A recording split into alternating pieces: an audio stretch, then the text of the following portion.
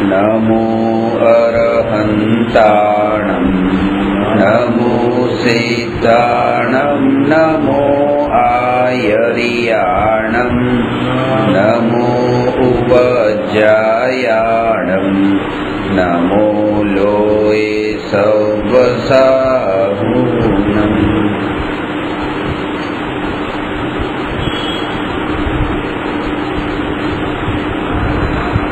प्रश्न नंबर 272 पर चर्चा चाले छे। ग्रहित અને અગ્રહિત મિથ્યાત્વનું સ્વરૂપ શું છે? કયું મિથ્યાત્વ પહેલું છૂટે?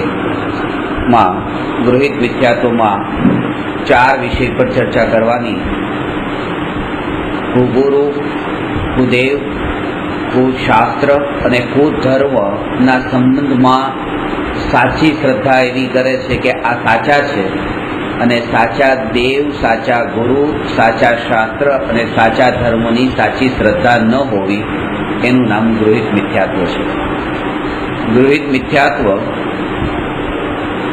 મુખ્ય રૂપે મનુષ્ય ગતિમાં જ છે. બાકીની 3 ગતિના જીવોને ગૃહિત મિથ્યાત્વ નથી. દેવો એ કોઈ કુદેવ કે કુગુરુ કે કુશાસ્ત્ર કે એની શ્રદ્ધા નથી કરતા. એવી રીતે નારકી અને પશુને પણ કોઈ કુગુરુ, કુદેવ અને કુધર્મની સ્થાપના કરીને એને માનતા હોય એવું નથી. એક મનુષ્ય જ એવું છે, મનુષ્ય ગતિમાં જ એને આ રીતે ગ્રહિત મિથ્યાત્વનું પોષણ થાય છે. એ દેવ બુદ્ધિ, ગુરુ બુદ્ધિ, શાસ્ત્ર બુદ્ધિ માનીને એવું એનું પોષણ નથી કરતા. આનું એક બહુ મુખ્ય કારણ એ છે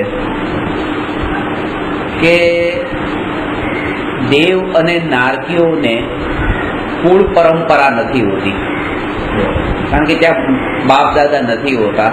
ત્યાં ઉપપાદ જન્મ હોય છે, ગર્ભ જન્મ નથી હોતો. અને આ ગૃહિત મિથ્યાત્વ છે એ કુળ પરંપરાની દેન છે, બાપ દાદાની દેન છે. ત્યાં એને એ નથી. એટલા માટે એ આ ભાવમાં નવું ગ્રહણ કરીને કોઈ એને શીખાડવા વાળું હોય એવું ત્યાં નથી. તિર્યંચ અને મનુષ્યને ગર્ભ જન્મ છે, પણ મનુષ્ય અને તિર્યંચમાં સૌથી મોટું અંતર એ છે કે પશુઓમાં જે એના માતા પિતા છે એને પોતાના માતા પિતા થકી વારસામાં કોઈ સંપત્તિ નથી મળતી. જેમ અહીંયા દીકરાનો જેમ જન્મ થયો અને જન્મ થતાં જ તે પિતા થકી, દાદા થકી જે પરંપરામાં જે કંઈ પણ વારસામાં ચાલતું હતું એને કરોડો રૂપિયા, લાખો રૂપિયા જે કંઈ પણ હતા, જમીન જાયદાદ, એ બધું મળે છે. આવી સુવિધા પશુઓમાં નથી. મનુષ્યમાં પાસે આ સુવિધા છે, પણ એક મોટી દુવિધા પણ છે કે જે મનુષ્યને પોતાના બાપ દાદાથી આ સંપત્તિ મળે છે, ધન વૈભવ મળે છે, એવો પશુને નથી મળતો. પણ જે ખોટી માન્યતા, ખોટા સંસ્કાર અને દેવશાસ્ત્ર, ગુરુ ને ધર્મનું ખોટું સ્વરૂપ એ પણ વારસામાં જે મનુષ્યને મળે છે એ પશુઓને નથી મળતું. એટલે મનુષ્ય જે છે એમાં જ આ ગૃહિત મિથ્યાત્વનું પોષણ થાય છે. અને એમાં પણ મુખ્ય રૂપે 8 વર્ષના બાળકને ગૃહિત મિથ્યાત્વનું પોષણ શરૂ થાય છે. જ્યાંથી સમ્યક દર્શન પ્રાપ્ત કરવાની એની પાત્રતા આવે ને, કારણ કે હવે પથારીમાં પડ્યું છે ત્યાં ગૃહિત મિથ્યાત્વનું કોઈ એવું પોષણ નથી કરતો. જન્મ થયો, મહિના 2 મહિનાનું છે, એક એને દેવની ખબર નથી, ગુરુની ખબર નથી. જેવું એમ સમજતો થતો ગયો. અને શાસ્ત્રમાં સમજનો છોકરાનો અર્થ એ છે કે ગર્ભકાળ સહિત 8 વર્ષનો બાળક થયું એટલે સમજતો થયો. ગર્ભકાળ સહિતના 8 મહિનામાં પછી એ સમ્યક દર્શન પ્રાપ્ત કરવાનો અધિકારી છે, એના પહેલા નહીં. કોઈ જીવને નવું સમ્યક દર્શન પ્રગટ થાય તો 8 વર્ષ પછી સમ્યક દર્શન થાય. એટલે અમેરિકામાં ભલે એમ કે 14 વર્ષે છોકરાઓને જુદા કરી દેતા હોય ને એમ કે એકલા મોકલી દેતા હોય, જૈન દર્શન તો કે જે 8 વર્ષે જે સમજનો થઈ ગયો એને જુદો કરી દો, કારણ કે એ પોતે સમ્યક દર્શન પ્રાપ્ત કરવાના માટે પાત્ર થઈ ગયો છે. ગૃહિત મિથ્યાત્વમાં સંઘની પંચેન્દ્રિય જીવને, મનુષ્યને આ ગૃહિત મિથ્યાત્વનું પોષણ થાય છે. એમાં 3 વિષય પર ચર્ચા કરી હતી: કુગુરુ, કુદેવ અને કુધર્મ, અરે કુશાસ્ત્ર. હવે આજે કુધર્મનું સ્વરૂપ સમજવાનું છે. 6 ઢાળામાં કુધર્મનું સ્વરૂપ એ રીતે બતાવ્યું કે જે હિંસા છે એ અધર્મ છે, અને હિંસામાં જે ધર્મ માને છે, મનાવે છે, અને જે હિંસા કરતા હોય એમાં અનુમોદના કરે છે, એ જીવ અધર્મી છે. એ જીવ ધર્મના સ્વરૂપને સમજ્યો નથી. સાક્ષાત જે હિંસાનું કારણ, જેમ કે મુસ્લિમોમાં જોઈએ છે કે બકરાનો વધ કરે છે. બકરાના વધમાં તો હિંસા છે, અને એ હિંસામાં એ ધર્મ માને, અથવા એને મનાવરાવે કે આજ અમારો ધર્મ છે, કે કાલિકાને બકરો ચડાવવો આ અમારો ધર્મ છે, અને કોઈ આવું કરે તો એની અનુમોદના કરે કે આ તો સારું, ચલો આપણાથી આ ધર્મ નથી થઈ શકતો, પણ કોઈ કે તો બકરો ચડાવ્યો, કોઈ કે તો બલિ ચડાવ્યો, એમ કરીને એની અનુમોદના કરે, તો આ હિંસામાં ધર્મ માન્યો એમ કહેવાય. આ વાત તો સ્થૂળ છે, જે સમજાઈ જાય એવી છે, પણ જે સમજવા વાળી વાત એ છે કે આ હિંસાની ઉપર છલી પરિભાષા છે. પુરુષાર્થ સિદ્ધિ ઉપાયમાં અમૃતચંદ્ર આચાર્ય કહે છે, હિંસા અને અહિંસાની પરિભાષા બતાવે છે. આત્મામાં રાગાદી ભાવોની ઉત્પત્તિ થવી એ હિંસા છે, અને આત્મામાં રાગાદી ભાવોની ઉત્પત્તિ ન થવી એ અહિંસા છે. હવે રાગ ભાવ ઉત્પન્ન થવો એ હિંસા, અને એ હિંસામાં ધર્મ માનવો એનું નામ કુધર્મ. હવે આને ઘટિત કરી દો બધામાં, કે જિનેન્દ્ર ભગવાનની પૂજા કરવાનો જે રાગ ભાવ ઉત્પન્ન થયો આ હિંસા છે, અને એ હિંસામાં ધર્મ માનવો આ કુધર્મનું સ્વરૂપ છે. ઉપવાસ કરવાનો રાગ થયો, મહારાજ સાહેબની વૈયાવચ કરવાનો રાગ થયો, આહારદાન આપવાનો રાગ થયો, આ રાગના ભાવ એ હિંસા છે, અને એ હિંસામાં પાછો ધર્મ માન્યો કે અમે ધર્મ કરીએ છીએ, તો એ કુધર્મ છે, એ ધર્મનું સ્વરૂપ નથી. અને એ બતાવ્યું છે કે રાગાદી, એમાં તો રાગનું નામ લખ્યું છે, દ્વેષને ને મોહને ને બધાને તો આદિમાં ગણ્યા છે. મોહાદી કેમ ન કીધું, દ્વેષાદી કેમ ન કીધું, રાગાદી કેમ કીધું? જોર આપવો એના ઉપર. અને સૌથી વધારે કે આ રાગ જે ભાવ છે એ સૌથી વધારે ચીકણો ભાવ છે, કારણ કે આ ત્રણ પ્રકારના ભાવમાં મોહ, દ્વેષ, રાગ અને દ્વેષમાં સૌથી પહેલા છૂટે મોહ, પછી છૂટે દ્વેષ, અને પછી છૂટે રાગ. આ ક્રમ છે. પહેલા મોહ, પછી દ્વેષ અને પછી રાગ.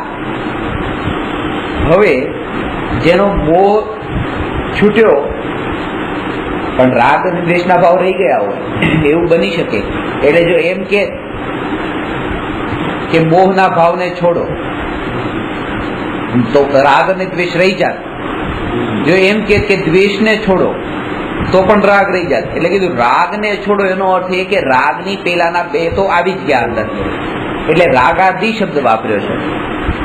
ભગવાનને એટલા માટે જ વિતરાગી કયા છે, વિત દ્વેષી કે વિત મોહી નથી કયા, કારણ કે એમાં અન્ડરસ્ટુડ છે. આજે કોઈ વ્યક્તિ એમ કે મારી પાસે 1000 રૂપિયા છે, તો એનો અર્થ એમ નથી કે એની પાસે 1 લાખ રૂપિયા પણ છે. આજે કોઈ એમ કે મારી પાસે 1 લાખ રૂપિયા છે, તો એનો મતલબ એમ તો છે કે 1000 છે, પણ એમ નથી કે 1 કરોડ છે. પણ કોઈ એમ કે મારી પાસે 1 કરોડ છે, તો હવે એ કહેવાની જરૂર નથી મારી પાસે લાખ પણ છે ને 1000 પણ છે, કરોડમાં આવી ગયા. એવી રીતે જયારે એમ કે ભગવાને રાગ છોડી દીધો, વિતરાગી થયા, ત્યારે એ કહેવાની જરૂર નથી કે મોહને પણ છોડ્યો છે ને દ્વેષને પણ છોડ્યો છે, કારણ કે એ છૂટ્યા વગર તો રાગ છૂટતો નથી. એટલે એ રાગના ભાવમાં ધર્મ માનવો આ બહુ આ તલવારની ધાર પર ચાલવા જેવું છે. અમે અમારા બધા કામકાજ છોડીને પણ ધર્મ છોડતા નથી. એ છોડી દઈએ પણ ધર્મ છોડતા નથી. સવારનું રસોઈ બનાવવાનું કામ હોય, ઘર ચલાવવાનું કામ હોય, પણ તોય ધર્મ છોડ્યો તમે ન છોડ્યો? બસ એ ધર્મ છોડતા નથી, એ માનવું એનું નામ કુધર્મ છે. કારણ કે પ્રવચન સાંભળવાનો જે રાગ થયો એ રાગનું નામ છે હિંસા, અને આ હિંસા એમાં ધર્મ માન્યો, એનું નામ છે કુધર્મ. કે આમાં હિંસા શું?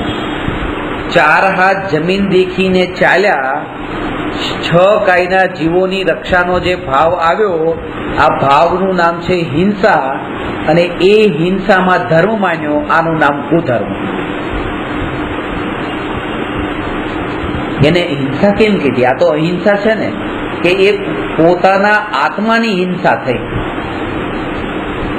કીડી તો બચી ગઈ, પણ પોતાનો ઘાત થયો. જેવી રીતે કોઈ પ્રાણી છે, તલવારથી કોઈ એનો વધ કર્યો, એના ટુકડા કર્યા, તો કે હિંસા. તો એવી રીતે જે ભગવાન આત્મા ત્રિકાળી અનાદિ અનંત, જેમાં કોઈ ખંડ નથી, પોતે અખંડ છે, અને પર્યાયમાં હું આને બચાવું એવો જે વિકલ્પ થયો, એ વિકલ્પ એક ખંડ છે, એક ભેદ છે. અભેદમાં આવો ભેદ ઉભો થયો, આનું નામ થઈ પોતાનો ઘાત થયો, પોતાના ટુકડા થયા, અને પોતાની હિંસા થઈ. અને એ જે પોતાની હિંસા છે, એ જ એમાં પાછો ધર્મ માન્યો, એનું નામ કુધર્મ છે. નરક ગતિમાં નારકીઓને શરીરના તલતલ જેટલા ટુકડા કરે છે, એ દુઃખ એટલું નથી, કારણ કે એ તો સંયોગ છે. શરીરના તલતલ જેટલા ટુકડા થાય, છઠાળમાં જેમ બતાવ્યું છે, તિલ તિલ કરે દેહ કે ખંડ, અસુર ભીડાવે દુષ્ટ પ્રચંડ. તલતલ જેટલા ટુકડા કરે. પણ અહીંયા આત્માના ટુકડા થાય, આમ એ ટુકડા દેખાતા નથી, પણ અનંત ધારા રૂપે જે જાણવું જાણવું જાણવું જાણવું જાણવું છે, આ એક ધારા રૂપે આ અખંડ જ્ઞાન, અખંડ જ્ઞાન. અને એમાં આ જ્ઞાન એમ જાણે, જ્ઞાનની પર્યાય, કે આ ટેબલ છે, આ ખુરશી છે, આ છે, જેમ જાણે, અને એના કારણે પોતાને એવા રૂપે જ અનુભવે કે ટેબલનો જાણનારો હું, ખુરશીનો જાણનારો હું. તો પોતે તો એક જાણનાર હતો, પણ જાણનારમાં આવા ભેદ કર્યા કે આનો જાણનારો હું, આનો જાણનારો હું. જ્ઞેયોના લીધે જ્ઞાનમાં ભેદ જાણવો, એનું નામ છે વિકલ્પ. આ વિકલ્પની પરિભાષા છે.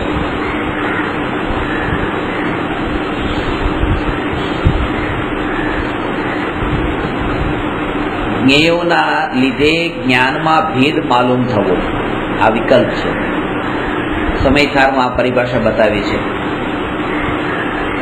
13મી ગાથામાં અંતમાં છે, 14મી ગાથાની શરૂઆતમાં છેલ્લી લાઈન છે.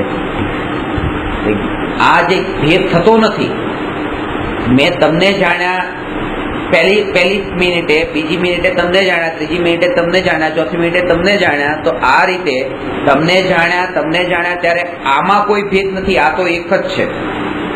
ભલે અનેકની તરફ દ્રષ્ટિ કરે તો પણ પોતે એક છે. પણ જયારે મેં તમારી તરફ દ્રષ્ટિ કરી ત્યારે મેં પોતાને અલગ રૂપ માન્યો, તમારી તરફ દ્રષ્ટિ કરી ત્યારે અલગ રૂપે માન્યો. એટલે જ્ઞેયોના કારણે પોતાને ભેદ રૂપે માન્યો.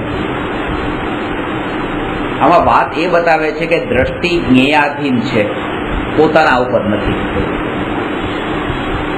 આમ ભેદ છે, આમ ભેદ છે. કેમ કે મેં ભાણેજ તરફ દ્રષ્ટિ કરી તો મેં પોતાને મામા માન્યો, ભત્રીજા તરફ દ્રષ્ટિ કરી તો પોતાને કાકા માન્યો, એવી રીતે પુત્ર તરફ દ્રષ્ટિ કરી તો પિતા માન્યો, પત્ની તરફ દ્રષ્ટિ કરી તો પતિ માન્યો. આ રીતે ભેદથી પોતાને માન્યો. આમાં આપણને લાગે ખોટું શું કર્યું? તમને જાણો તો તમારો જાણનારો, તમારો જાણનારો, તમારો જાણનારો, આમાં મેં ખોટું શું કર્યું? પણ કે ખોટું એ કર્યું કે જ્યારે ભાણેજને જાણ્યો ત્યારે પોતાને મામા માન્યો, ભત્રીજાને જાણ્યો ત્યારે કાકા માન્યો, પણ આ દરેક સમયે પોતે પોતાને રમેશ ન માન્યો, જે પોતે હતો. એના ઉપર એનું ધ્યાન જ ન ગયું. એટલે કે જ્ઞેય ઉપર એટલી દ્રષ્ટિ ગઈ કે જેના કારણે પોતે જ્ઞાયક છે, એ જ્ઞાયક તો યાદ જ ના આવ્યો. એ જ્ઞેયો ઉપર જ એટલું જોર રહ્યું, અને જ્ઞેયોના કારણે જ પોતાની ઓળખાણ કરી. પોતાની ઓળખાણનો આધાર પરદ્રવ્ય જ રહ્યો. પોતે સ્વતંત્ર, રમેશમાં કોઈ પરની અપેક્ષા નથી. કે હું આના કારણે રમેશ છું કે આના કારણે રમેશ છું, એમાં કોઈ સંબંધની અપેક્ષા નથી. એ પોતાના કારણે છે. અને મામા માટે ભત્રીજા ભાણેજની અપેક્ષા છે, કાકા માટે ભત્રીજાની અપેક્ષા છે, એમાં પરની અપેક્ષા છે.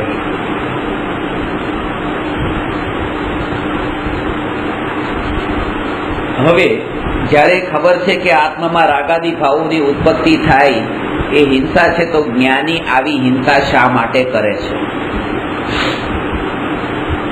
તો એ કે હિંસા કરવાનું કોઈ પ્રયોજન નથી, હિંસા કરવામાં ઉપાદેય બુદ્ધિ નથી. અંદરમાં એ છે, ખેદ વર્તે છે કે આ હિંસાથી ક્યારે છૂટું, ખેદ વર્તે છે. અને આ વાત એ લોકોને નથી સમજાતી જે જીવ શ્રદ્ધા અને ચારિત્ર ગુણના સ્વતંત્ર પરિણમનને સમજ્યા નથી. એને એમ લાગે જ્ઞાની છે તો પછી ચારિત્ર આવું કેમ છે? અને એ શ્રદ્ધા ગુણનું પરિણમન અલગ છે, ચારિત્ર ગુણનું પરિણમન અલગ છે. શ્રદ્ધા ગુણનું પરિણમન ચોથા ગુણસ્થાને જ શુદ્ધ થાય છે, ચારિત્ર ગુણનું પરિણમન 12મા ગુણસ્થાને શુદ્ધ થાય જ્યારે પૂર્ણ વિતરાગતા પ્રગટ થાય છે. એટલે બંનેને એક સાથે જોડવાના નથી કે જ્ઞાની થયા એટલે ચારિત્રમાં તાત્કાલિક આવું પરિવર્તન આવી જ જાય. પણ જેની દ્રષ્ટિ એકલા ચારિત્ર ઉપર છે તો એવી વસ્તુને તે ઉપર દ્રષ્ટિ જશે. કારણ કે પોતાની પાસે આજે હું એમ કહું કે હું આત્મા છું અને તમે પણ આત્મા છો, હું આત્મા છું એમ માનું, તમે આત્મા છો એમ માનો, તો તમારા મારા વચ્ચે કઈ અંતર જ ન રહ્યું. પણ હું મહાવ્રતાદિનું પાલન કરતો અને તમે ન કરતા તો આ અંતર થયું ને. તો એમ લાગે કે ચલો હવે આ અંતર છે, તો આ એક એવું સાધન છે કે જેના થકી માન કશાય પોષાય છે. એટલા માટે જે ઊંચા પદ પર, માનો કે મારા સાહેબના પદ પર બેસી ગયા અને હવે એમ માને કે જો તમે વ્રતાદિ પાળતા નથી, તમે પાપ કરો છો, તમે આવા કપડાં પહેરો છો, તમારા સંયમ નથી, તમારા આમ નથી, કારણ કે અંતર છે, અમે આવું કરીએ છીએ તમે નથી કરતા. ત્યારે તો બીજાની રેખા નાની જોઈએ તો જ પોતાની મોટી થશે. એટલા માટે એ દ્રષ્ટિ રહી છે, એ દ્રષ્ટિએ દેખવામાં આવે છે કે આ જો ગ્રહસ્થો છે હજી પાપમાં પડ્યા છે, સંસારમાં અટકાયેલા છે, એવું જ લાગે છે. જયારે એ દર્શન કરવા આવતા ત્યારે એમ નથી લાગતું કે આ એક પરમાત્મા છે ને આ પણ મોક્ષ માર્ગી હોઈ શકે છે, મારા પેલા દશાને પામી શકે છે, એવો વિચાર જ નથી આવતો. કારણ કે એ વિચાર તો પોતાના અહંકારને તોડાવી દે છે. જયારે એ વિચાર આવે ત્યારે પોતાની બહારની જે ક્રિયાઓ અને વ્રતાદિ પાળવાની જે ક્રિયાઓ, એ બધી ક્રિયાઓને ગૌણ કરાવી દે છે. આ જો વિચાર આવે કે આ એક પરમાત્મા છે, પોતાના ઉપર અહંકારનો ભાવ જ ન રહ્યો પોતાનામાં. બે વાત શાસ્ત્રમાં રાગાદી ભાવની ઉત્પત્તિને હિંસા કીધી છે, એમાં એ વાત નથી કીધી કે અશુભ રાગની ઉત્પત્તિ હિંસા છે ને શુભ રાગની નહીં. રાગાદી ભાવની ઉત્પત્તિ, પછી શુભે આવી ગયા, અશુભે આવી ગયા. રાગાદી ભાવનો પ્રયોગ કર્યો એનો અર્થ એ છે કે એમ નથી કે તીવ્ર રાગ એ હિંસા છે ને મંદ રાગ અહિંસા છે. એ તો કે છે કે તીવ્ર હોય કે મંદ હોય, અશુભ હોય કે શુભ હોય, કોઈ પણ પ્રકારનો રાગ તે હિંસા છે, રાગ માત્ર હિંસા છે.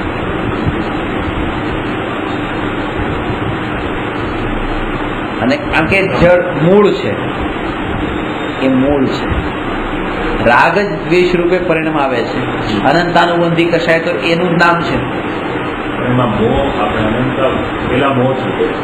પછી દ્વેષ છૂટે, ના મોહ છૂટ્યો એટલે મિથ્યાત્વ છૂટ્યો. મોહ એ શ્રદ્ધા ગુણની અશુદ્ધ પર્યાય છે અને દ્વેષ અને રાગ એ ચારિત્ર ગુણની અશુદ્ધ પર્યાય છે. રાગ દ્વેષના ભાવ જે આપણે કહીએ છીએ, રાગ દ્વેષ મોટા ભાગે આમ બે શબ્દો આપણે રાગ દ્વેષ છોડો, રાગ દ્વેષ છોડો. એ રાગ અને દ્વેષનો અર્થ છે ચારિત્ર મોહના ઉદયથી ઉત્પન્ન થતી આત્માની અશુદ્ધ પરિણતિ. પરિણતિની અશુદ્ધતાનું નામ છે રાગ દ્વેષ અને પ્રતીતિની અશુદ્ધતાનું નામ છે મોહ. એ શ્રદ્ધા ગુણનું પરિણમન છે. એટલા માટે મોહ રાગ દ્વેષ નો મતલબ એ છે, આ મોહ અને આ રાગ દ્વેષ, આ દર્શન મોહ અને આ ચારિત્ર મોહ. ચારિત્ર મોહ નો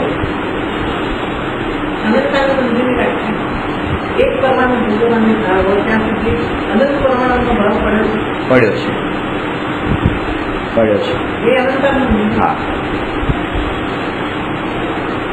એક મુસલમાન પ્રત્યેનો દ્વેષ આખા પાકિસ્તાન ને આખા મુસલમાનના બધા દેશો પ્રત્યેનો દ્વેષ,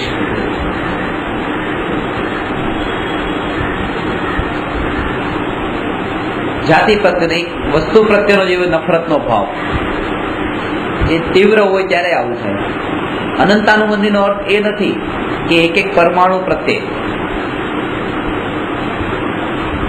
એકના ઉપર કશાય થયો એના કારણે બીજાના ઉપર કશાય, ત્રીજાના કારણે કશાય, ચોથાના કારણે કશાય. એનું નામ છે અનુબંધી કશાય. અનુબંધ એટલે કનેક્શન. હા, ઇન્ટરલિંક છે અંદર.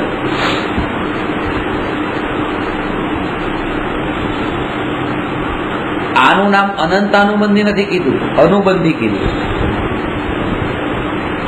કે પોતાની ગાડી પ્રત્યે રાગનો ભાવ છે, આ કશાય.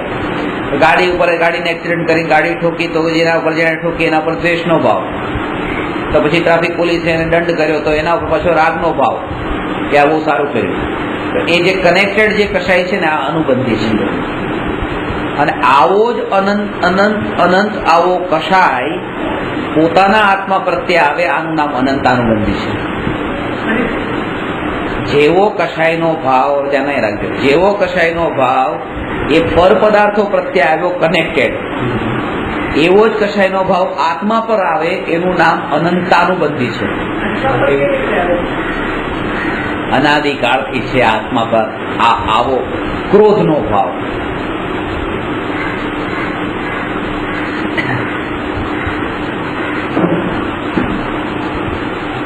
અનંત કાળથી આવો ક્રોધનો ભાવ છે.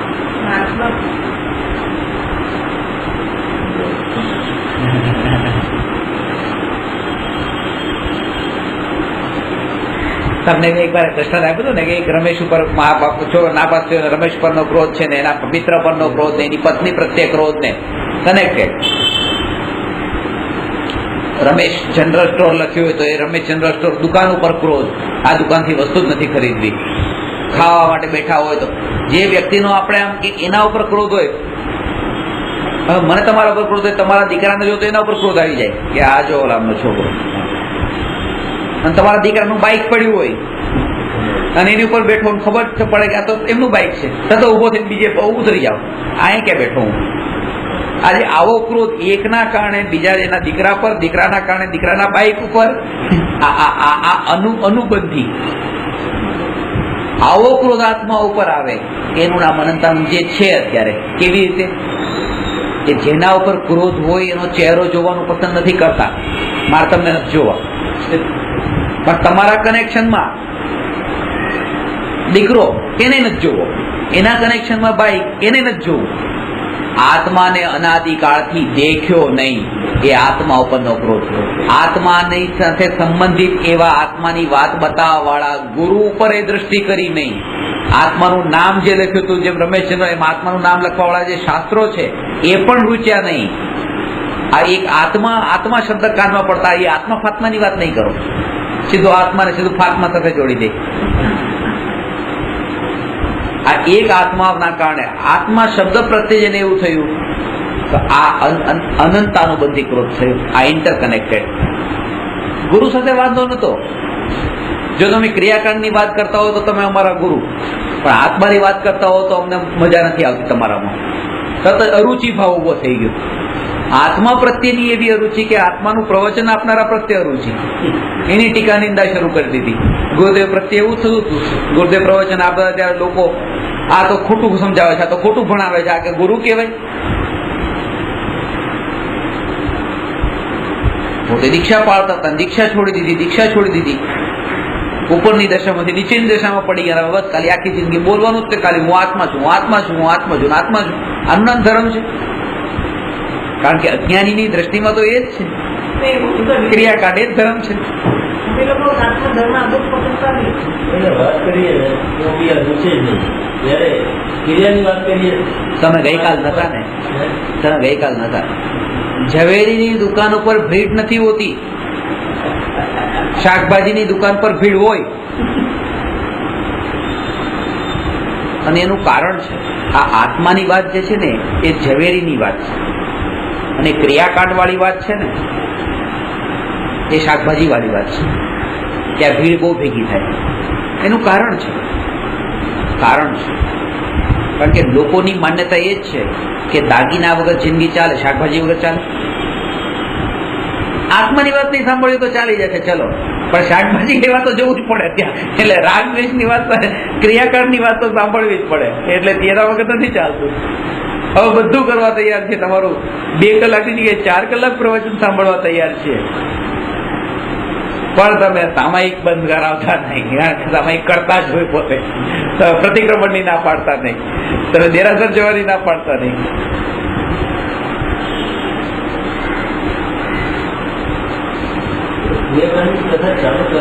દેરાસર શબ્દ જ નથી, આ મનમાં અંદરથી ઘૂસેડ્યો છે. જીન ચૈત્યાલય, જીન ગ્રહ, જીન મંદિર, જીનાલય. આ જીનાલય શબ્દ દેરાસર, આ ડેરા હોય અને દેરાસર હોય. આ બીજા ધર્મ જ ડેરા ડેરા નાખીને અહીંયા ડેરા ડેરા થઈ ગયા. તો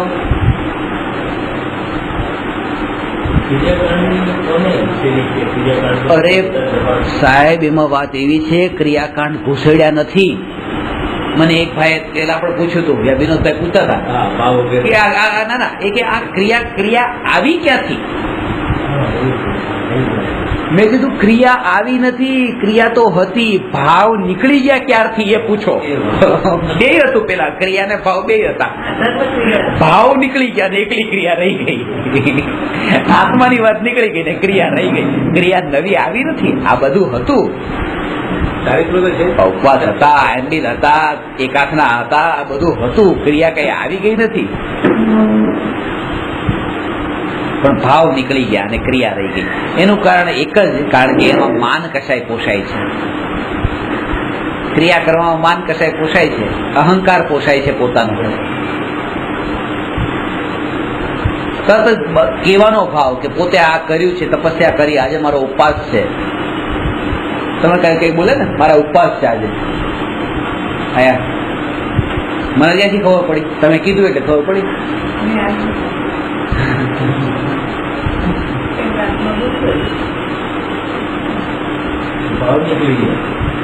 આ કહેવાની વસ્તુ જ નથી. આ તમે કોના માટે કરો છો? કોના માટે કરો છો? પોતાના માટે કરો છો. એ પેલા લાગવું જોઈએ કે આ મારા સ્ટુડન્ટને હું યાદ કરવા માટે, તમને તો આપતો નથી હોમવર્ક, ને તમે કલાક મોડા આવો છો એ બદલે ઠામુક આવતા બંધ થઈ જાય. યાદ કરવાનું આપું તો બીજા સ્ટુડન્ટને યાદ કરવાનું આપતો, અને આપું ને એટલે પહેલી વખતે યાદ કરે ને પછી બીજી વખતે આમ કહું કે યાદ કરીને લાવજો, નહીં તો નહીં ચાલે. આ ક્લાસના યાદ જોઈએ, લખીને લાવવાનું. ભૂલ પડે તો 10 વાર લખવાનું. સાચો જવાબ બધા યાદ જોયા, જેટલે બધું ત્યાં કરતા હતા ને એવી રીતે. હા, બધું કરતા. યાદ કરવાનું, યાદ કરવાનું. અને પછી એટલું યાદ કર્યું, એટલું યાદ કર્યું, એટલું યાદ કર્યું, ફોર્મમાં આવી ગયા પોતે. જો કે સર કે જો અમે આ યાદ કર્યું છે, આ યાદ કર્યું છે, આ યાદ કર્યું છે, આ યાદ કર્યું છે. એ ભાઈ નીચે બેસે, કોના માટે યાદ કર્યું? મારા માટે કર્યું. તમે જે અત્યારે વાત કરો છો એવી રીતે કરો, જ્યારે તમારા ઉપર ઉપકાર કરી દીધો યાદ કરી. તમે તમારા આત્માના હિત માટે કર્યું છે, તમારા કલ્યાણ માટે કર્યું છે. જે વસ્તુ તમે તમારા માટે કરો છો એટલે આને તે એટલી પ્રશંસાને એટલો ફેલાવ કરાવવાની જરૂર નથી બધાની સામે કે મેં આ એકાથનું કર્યું, અમે તો ઉપવાસ કર્યા, ને અમે આટલા સામાયિક કરીએ છીએ. ને સામાયિક વગર તો ચાલે જ નહીં ને, અમારે તો સામાયિક તો આ બહુ સમજવા જેવું પ્રકરણ ચાલે છે. ધર્મ કોને કહેવાય? કે હિંસા ન થાય એનું નામ ધર્મ. ફરીથી કહી દઉં છું આ મોડા આવવા વાળા માટે, હિંસા ન થાય એનું નામ ધર્મ. પણ હિંસા કોનું નામ?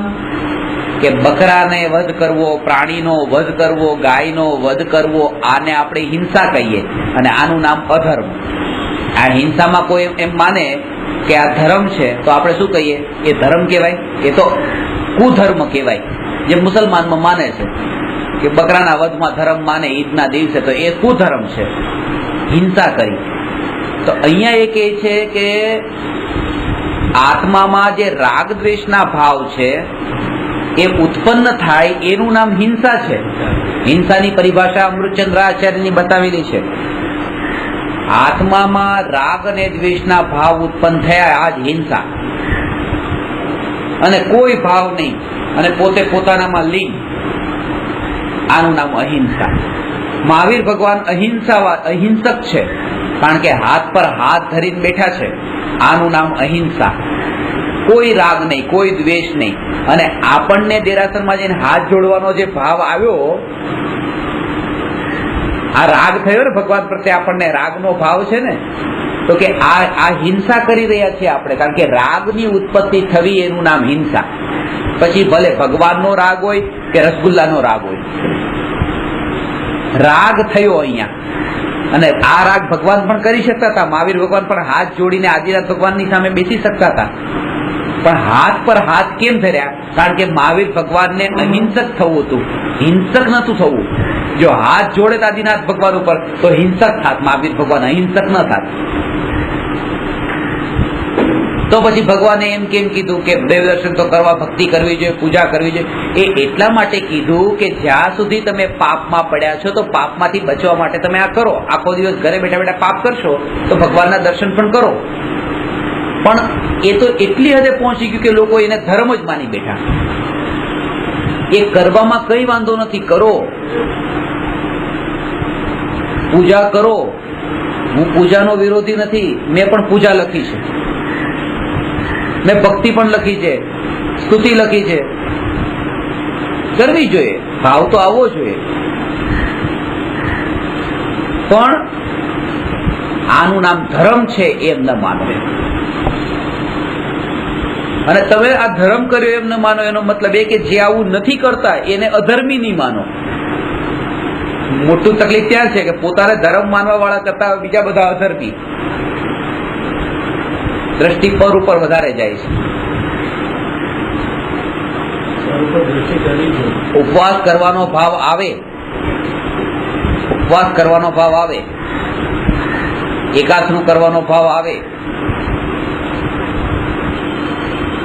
પણ આ ધર્મ કર્યો એમ નહીં માનવું. ધર્મ સુધી પહોંચ્યા નથી. કારણ કે જો તમે આને ધર્મ માની લીધો ને તો શું થયું ખબર છે? ધર્મ સુધી પહોંચી જ ન શક્યા. મુંબઈ સેન્ટ્રલથી નીકળ્યા અને અમદાવાદ જવું છે, બોરીવલી પહોંચ્યા, એમ માની લીધું કે અમદાવાદ આવી ગયું. દહીસર નહીં પહોંચી શકો તમે હવે, કારણ કે તમને માની લીધું કે બસ મને અમદાવાદ આવી ગયું. આ સ્થિતિ છે અત્યારની. કે થોડાક શુભ ભાવ આવ્યા, જવાનું તો બહુ દૂર હતું, નીકળ્યા હતા, આ થોડાક શુભ ભાવ આવ્યા અને ત્યાં માની લીધું બસ અમે ધર્મ કરી લીધો. હજી ધર્મ નથી કર્યો. હું અધર્મી છું કારણ કે હું રાગ અને દ્વેષના ભાવ કરું છું. પછી એ રાગ દ્વેષના ભાવ શુભ હોય, અશુભ હોય, મંદ હોય, તીવ્ર હોય, કોઈ પણ હોય. આ રાગ ખતરનાક છે, કારણ કે આજ સુધી જેટલી હિંસા, જૂઠ, ચોરી, કુશીલ, પરિગ્રહ, બધું મૂળ રાગના કારણે આ બધું થયું. રામાયણ કેમ થઈ? રાગના કારણે. મહાભારત કેમ થયું? રાગના કારણે. જેટલા યુદ્ધ થયા, જેટલી હિંસાઓ થઈ, જેટલી બધું રાગ. એટલે રાગ બહુ ખતરનાક છે. રાગના જ કારણે, પ્રેમના કારણે. રાગ, લવ. પાંડવોને લવ હતો ને કૌરવોને લવ હતો જમીનનો. એ લવ હોત જ નહીં, જમીનમાં રાગ હોત જ નહીં, તો આ દ્વેષ જ ન ઉભો થાત. રામને રાગ હતો સીતાનો ને રાવણને રાગ હતો સીતાનો. એ હોત જળ જમીનને જોરું, આ જમીનને જોરું, એ તેના કારણે તો થઈને હા ઝઘડા થયા છે રામાયણ ને મહાભારત. ભારત ને પાકિસ્તાન પ્રત્યે દ્વેષનો ભાવ છે ને, નફરતનો ભાવ છે, યુદ્ધ કરવાનો ભાવ છે. એમાં પાકિસ્તાન પ્રત્યે કોઈ હિંસા કરવાનો બીજો ભાવ નથી, ખાલી આનું મૂળ કારણ રાગ છે. પાકિસ્તાનને કાશ્મીરનો રાગ છે, ભારતને કાશ્મીરનો રાગ છે. આ રાગ ન હોય તો દ્વેષ ન થાય. રાગ હોય ત્યાં દ્વેષ હોય. રાગ હોય ને હોય, જ્યાં દ્વેષ હોય ત્યાં. એનું મૂળ રાગ છે, મૂળ. અને એ વખતે આપણને ખબર નથી પડતી આમાં શું, આમાં દુઃખ શું છે. એક રસગુલ્લું લીધું, મોઢામાં મૂક્યું, રસ આવ્યો, મીઠાશ આવી, આનંદ લીધો, આમાં દુઃખ શું છે? આ તમે કહો છો રાગ દુઃખરૂપ છે, આ તો રાગ છે, આમાં દુઃખ ક્યાં? તો આનંદ આવ્યો છે, દુઃખ ક્યાં છે? પણ એક ખાધું, બે ખાધું, ત્રણ ખાધું, ચાર, હજી પેટ ભરાઈ ગયું અને હજી કોઈ ખવડાવે તો એ રાગ જ પછી દ્વેષરૂપ થઈ જશે કે ના હવે નહીં.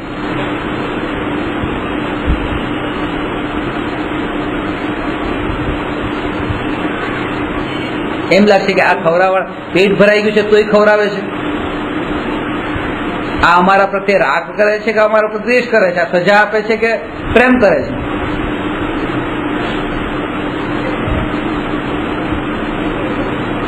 કોઈના ઘરે જમવા જાવ એટલે આમ પરાણે આપી દે. એક મૂક્યું મીઠાઈ, બીજું ગુલાબજામુન મૂક્યું, આ મૂક્યું, તે મૂક્યું, આમ કર્યું, લો બસ કીધું પેટ ભરાઈ ગયું. પછી તો અત્યાર સુધી કેવું પડે કે બધું ને વોમિટ થઈ જશે. તો ના ચિંતા નહીં કરો, બાથરૂમ છે. પણ લો, એમ લાગે આ રાગ કરે છે, દ્વેષ કરે છે મારા ઉપર. પરાણે ખવડાવે.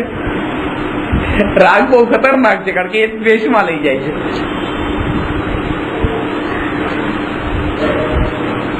રડાવા વાળો રાગ છે. કોઈના મરણમાં આપણે રડીએ છીએ તો રડીએ છીએ કે રાગના કારણે. એના ઉપર બહુ દ્વેષ હતો એટલે રડીએ છીએ. દ્વેષ હોય ત્યાં તો રાજી થઈએ છીએ. રડાવા વાળો તો રાગ જ છે. यह राग आग दहे सदा ताते समामृत तेई. આ રાગ જે છે એ આગ છે જે આત્માને બાળનાર છે. તેથી સમામૃત, સમતારૂપી અમૃતનું પાન કરો. સમતા, ન્યુટ્રલ.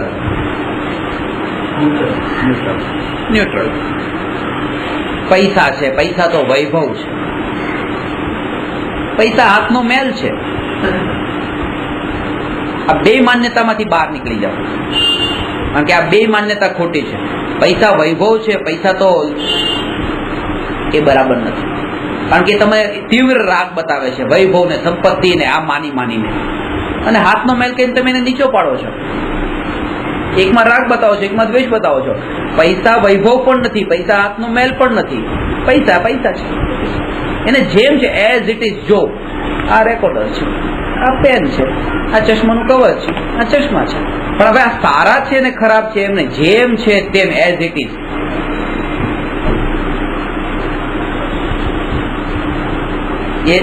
ત્યાં તમે જ્ઞાન પ્રગટ્યું એમ કહેવાય.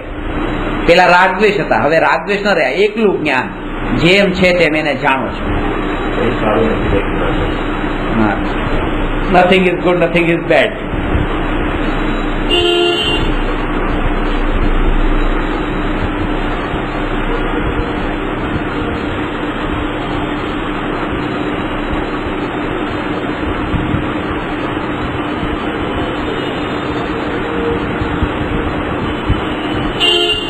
આપણે ત્રણ વાત છે. એક છે પાપ, બીજું પુણ્ય અને ત્રીજું ધર્મ. પાપ, પુણ્ય અને ધર્મ.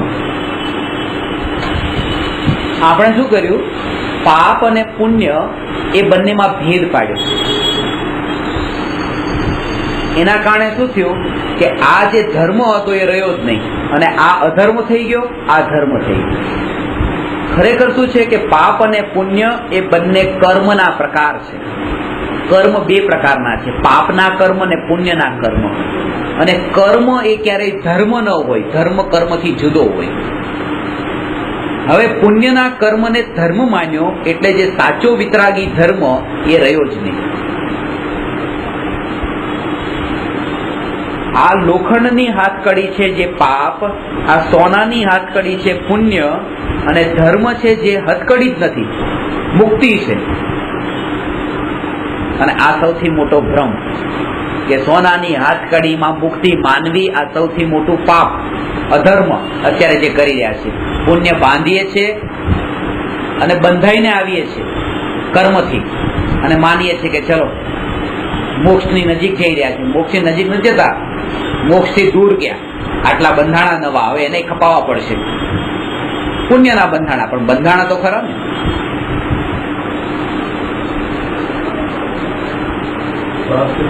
પોપટને સોનાના પિંજરામાં પૂરવાનું કહો અને બીજો ઓપ્શન આપો કે તું ખુલ્લે ખુલ્લો આકાશમાં જંગલમાં વિચરણ કર, જ્યાં કઈ સોનું નથી, ચાંદી નથી. એને મુક્તિ જોતી છે, એને સોનાનું પિંજરું પણ બંધન છે. તો આ પુણ્ય એ બંધ છે, એ બાકી બાને. અને ક્યારે થઈ શકે? જો ભગવાન ઉપર દ્રષ્ટિ કરી તો બંધાણા, કોઈ પારકું છે ને, અને કોઈ પારકું નહીં, એકલો હું, ત્યાં બંધનમાંથી નીકળી ગયા, છુટકારો થયો.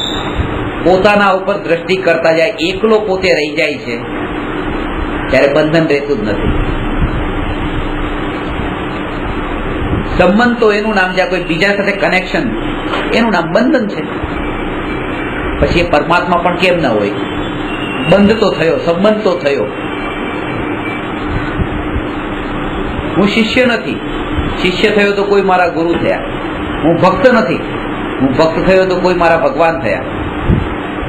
હું ભગવાન આત્મા છું, હું આત્મા છું, જાણનાર દેખનાર આત્મા છું, જેનો સંબંધ કોઈની સાથે નથી, પોતે એકલો સ્વતંત્ર છે.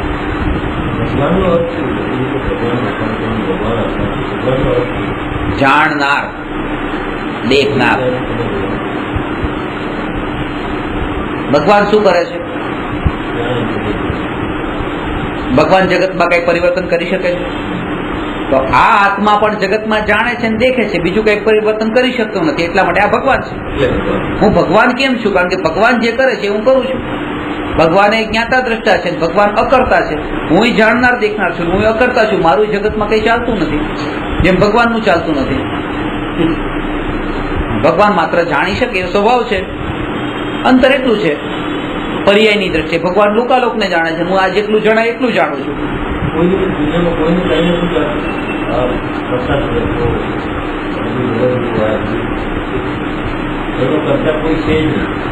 અરે એટલું ચાલતું હોત ને તો હું સૌથી પહેલા એ ચલાવી લેત કે તમે 7 વાગે અહીંયા હાજર થઈ જાઓ. પણ નથી ચાલતું અમારું, કોઈનું ન ચાલે, ન ચાલે. અને એટલા માટે તમને કહેતા પણ નથી તમે આમ કરો, આમ કરો, તમે અધિકાર સ્વાધ્યાય કરો, તમે આમ યાદ કરી લો, તમે નોટ્સ બનાવો.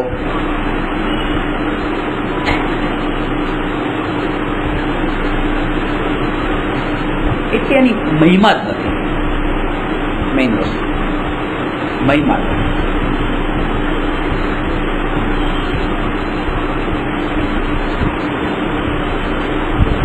લોકમાં એની મહિમા છે, લોકમાં મહિમા છે. ગઈકાલે આપણે વાત કરીએ કે તમે અહીંયા આપણે ક્લાસમાં આવ્યા, હવે સવારના માનો મેં ખુરશી મૂકી, ઠીક છે.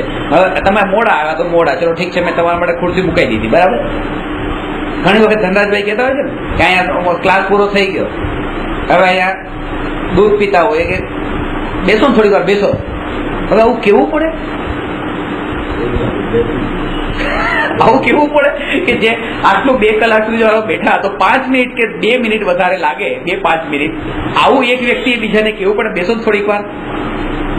આ વિનય કહેવાય. એમ મારે ખાલી કેવું છે કે આપણને આની કોઈ વસ્તુની કઈ ખબર જ નથી.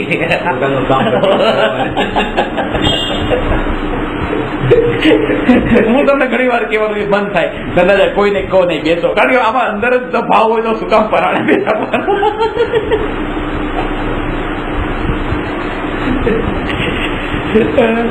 હા, આમ પ્રવચન 10 મિનિટ મોડા સુધી ચલાવી લો તો બેસ્ટ છે.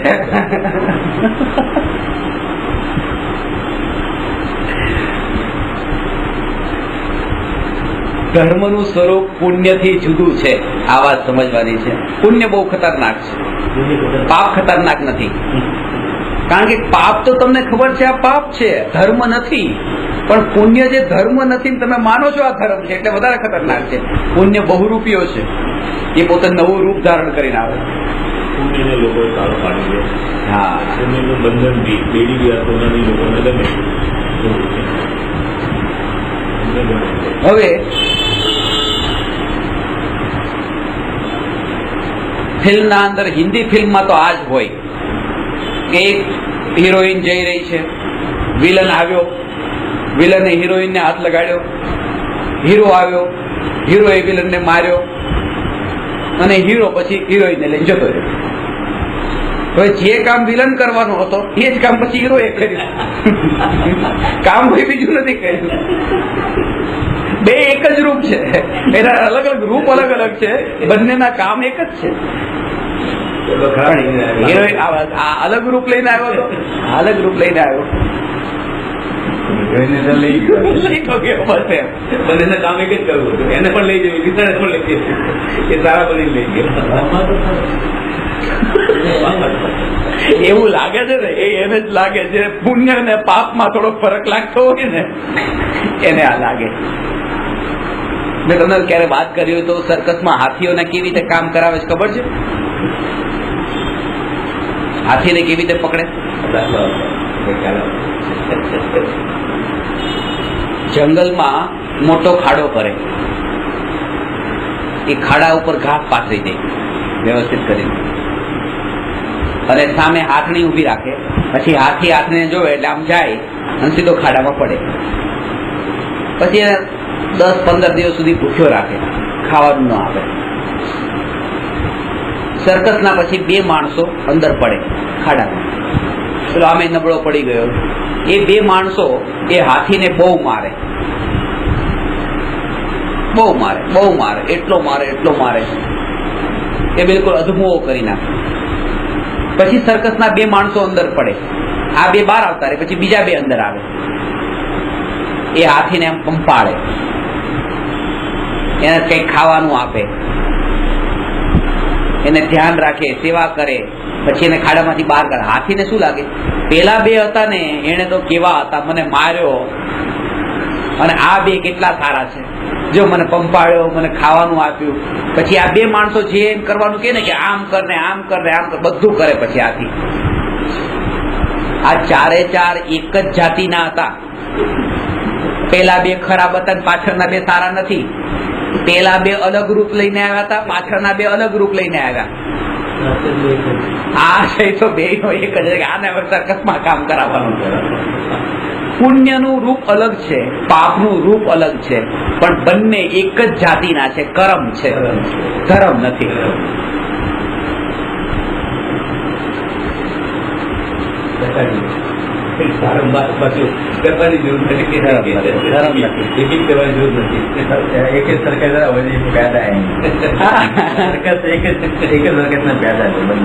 અને હજી તમને એ બતાવી દઉં કે પેલા મારતા હતા ને તો એમાં તો હાથીને ખબર જ હતી કે આ સારા નથી, પણ પેલામાં તો એ ખબર પડવાની ચાન્સ જ નથી કે આ સારા નથી. જે ખરેખર એ તો એમ જ લાગતું કે આ સારા છે. એટલે પુણ્ય બહુ ખતરનાક છે.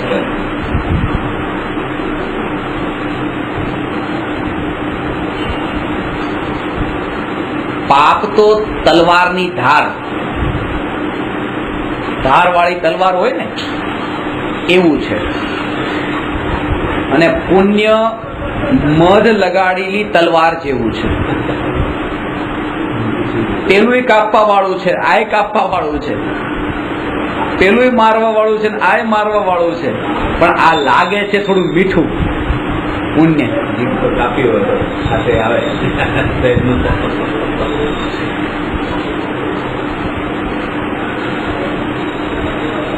પુણ્યમાં અટકો નહીં. બંધન છે, પર સાથેનું બંધન છે, એ પણ રડાવવા વાળું છે, દ્વેષ કરાવવા વાળું છે. ભગવાન ઉપર, ભગવાનના માટે ભગવાનનો કોઈ વિરોધ કરતો હોય, મારા સાહેબનો વિરોધ કરતો હોય, કોઈ ખરાબ શબ્દ કહેતો હોય, આપણને દ્વેષ ભાવ થઈ જાય છે ને. આવું મહાવીર ભગવાન શીખો છો. એ રાગ હતો ને એટલે આ દ્વેષ થયો. જો રાગ ન હોત તો દ્વેષ પણ ન થાત. પિતાની વાત રાગ અને દ્વેષ. એટલા માટે આ પુણ્ય અને પાપ એ રૂપ જ અલગ અલગ છે, બાકી એક જ સિક્કાની બે બાજુ છે. આપણે એક બાજુ તો પસંદ કરીએ છીએ, બીજી બાજુ પસંદ કરતા નથી, પણ જાણતા નથી કે આ સિક્કો છોડવા જેવો છે. ચમારની જાતિના છે.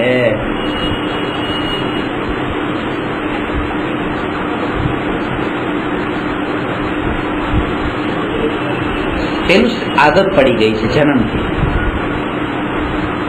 આ પુણ્યની આદત પડી ગઈ છે, અને જે આદત પડેલી હોય ને એને કોઈ હવે છોડાવવાનું કે તો બહુ તકલીફ પડે. આ આદત પડી ગઈ કે આટલા વર્ષોથી જન્મથી લઈને સામાયિક તો કરીએ જ છીએ, અમે તો ઉપવાસ કરીએ જ છીએ, એટલે આદત એને એમ લાગે છે કે અમને છોડાવી દેશે તો અમે કરશું શું હવે? આટલો તો ધર્મ કરીએ છીએ, આમાંથી જશું. પેલા એમ લાગે કે ના, હજી અમે ધર્મ કર્યો જ નથી, ધર્મ કરવાનો છે. એને એ કરતા ભાવથી થતો નથી, એ સહજ થાય છે.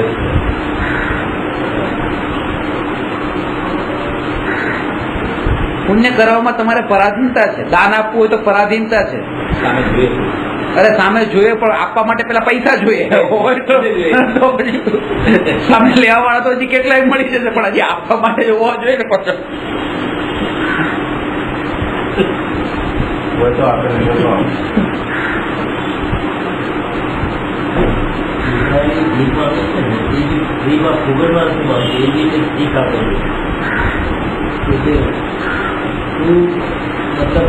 મતલબ મેં આવું કામ કર્યું છે, એટલે હવે તું ભીખ આપીશ તો દંડી લાયક થવાનું. બરાબર છે.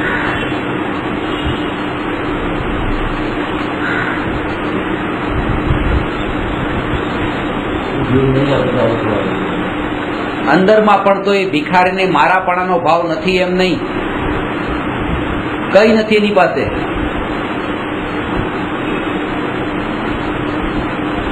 એક લખ્યું છે, મેં વાંચ્યું હતું, અમે ભિક્ષુક થયા તો શું થઈ ગયું?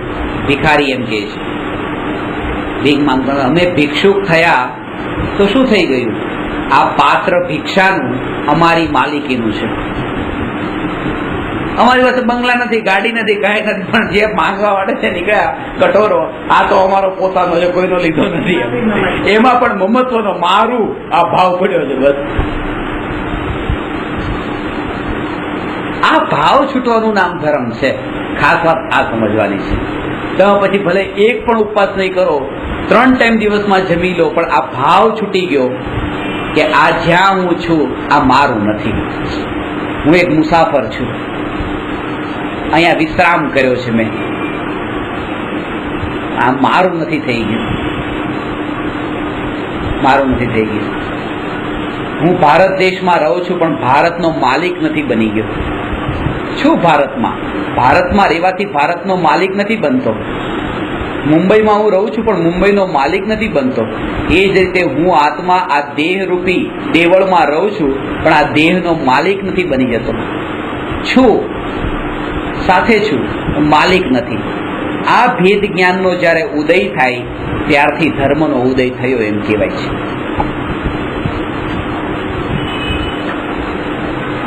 આ મારે કોઈને બતાવવો નથી, આ ધર્મ કોઈને બતાવવો નથી, દેખાડવો નથી, મારા પોતાના અનુભવ માટે છે. આ વિચાર કરીને જો અંદરમાં ઉતરશો તો આ ધર્મને તમે પણ પામશો. શક્તિ છે તમારી પાસે પણ. ભલે જન્મથી એવી રીતે તમારો આટલો મોહનો અંધકાર હોય, આટલા ક્રિયાકાંડમાં અટકેલા હો, ફસાયેલા હો, પણ બહાર નીકળવામાં વાર નહીં લાગે. જો પુરુષાર્થ કર્યો તો કોટી વર્ષનું સ્વપ્ન પણ જાગૃત થતા સમાય. કૃપાળુદેવે કીધું છે, કરોડો વર્ષોથી કોઈ વ્યક્તિ સપનામાં હોય, હવે એ સપનામાંથી બહાર નીકળવા માટે કેટલો ટાઈમ લાગે? કરોડો વર્ષોથી છે. તો કે જાગૃત થતા સમાય, જેવો એ જાગી ગયો, સપનું ખરા પૂરું થઈ ગયું. તેમ વિભાવ અનાદિનો જ્ઞાન થતા દૂર થાય. જેવું આ જાણ્યું એવું તે અનાદિકાળના રાગ દ્વેષના વિભાવો છૂટી જાય છે. રાત્રિના અંધકારને દૂર થવા માટે 12 કલાકથી અંધકાર હતો એ અંધકારને દૂર થવા માટે બીજા 12 કલાક નથી લાગતા. અમુક પળમાં સૂર્યના કિરણો પ્રકાશ ફેલાવી દે છે. એટલે ગભરાવું નહીં. તમે અનંત શક્તિશાળી છો, સદુપયોગ કરો. બસ આ વેડફાઈ રહ્યું છે મનુષ્ય જીવન, એને વાળી દો. જે જઈ રહ્યું છે પરપદાર્થોની સેવામાં, ગુલામીમાં, 5 ઇન્દ્રિયના વિષયના ભોગોમાં, અને એમાંથી બહાર નીકળીને કોઈનું વેડફાઈ રહ્યું છે દેવદર્શન, પૂજા, ભક્તિ, વ્રત, તપ વગેરે ક્રિયા ધર્મ છે એમ માનીને એ કરવામાં.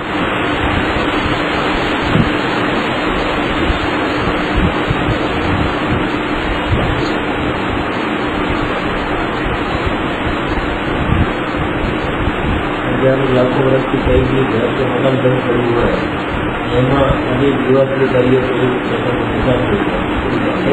એનું કામ છે.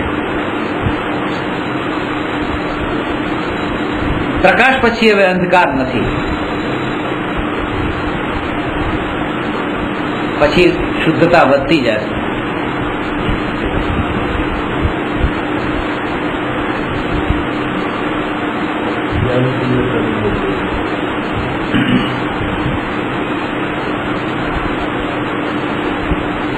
જે જીવ આમાં ધર્મ માને છે, હિંસામાં, એ અજ્ઞાનતાથી ધર્મ માને છે, એને ખબર જ નથી.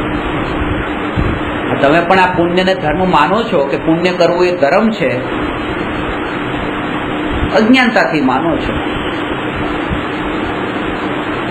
608 જીવ એવા હોય 6 મહિના 8 સમયમાં જે આવું ન માને, કારણ કે ન માને એ જ મોક્ષ જાય ને. એટલે તમે એમ કહ્યું કે આ વાત મને સમજાતી નથી, આ વાત મને સમજાતી નથી, તો એમાં આશ્ચર્ય નથી.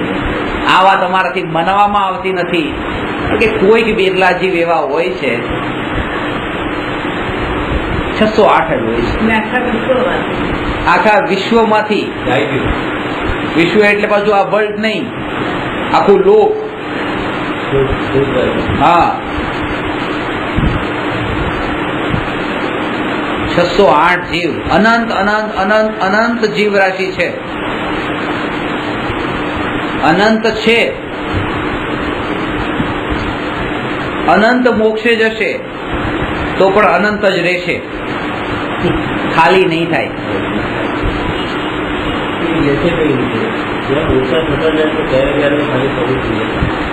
કહું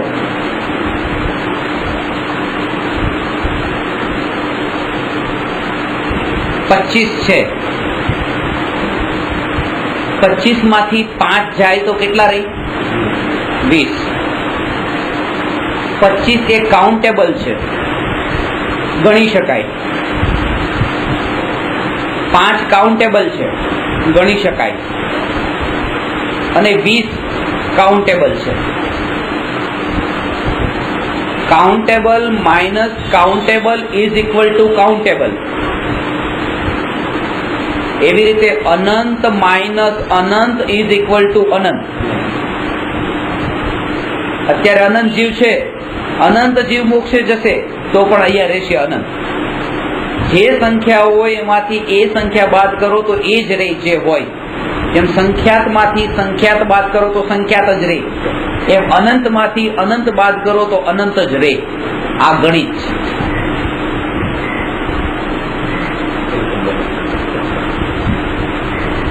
સમજાય?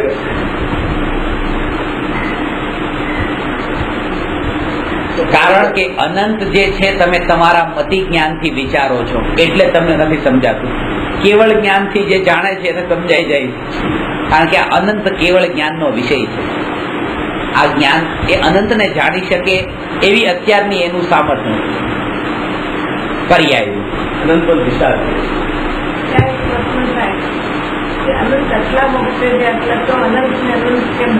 એ તો હમણાં જવાબ આપ્યો તો ઊંઘતા હતા, મને ખબર છે. એનો જવાબ આપ્યો કે અનંત જે છે અનંત માંથી અનંત ઓછા થાય તો અનંત જ રહે. કારણ કે એક જેમ સંખ્યા હોય, સંખ્યામાંથી સંખ્યા બાદ કરીએ તો સંખ્યા રહે છે કે નહીં?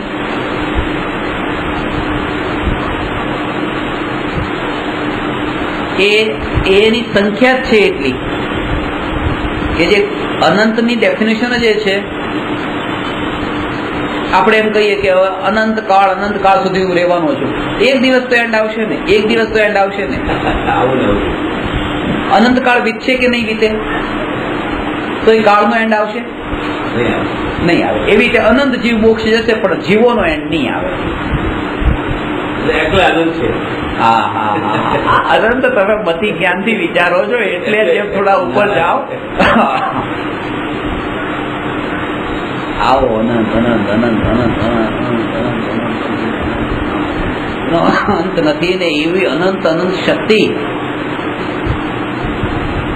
ઓહો, ત્યારે ખબર પડે આ ભગવાન આત્માની મહિમા. ક્યાં કાદવ કીચડમાં પડ્યો છે અત્યારે આ આત્મા, અને આવી અનંત શક્તિ વાળો. આ કાદવ કીચડ એટલે આ પુણ્યમાં અટકવું, એ કાદવ કીચડ ની વાત કરું છું.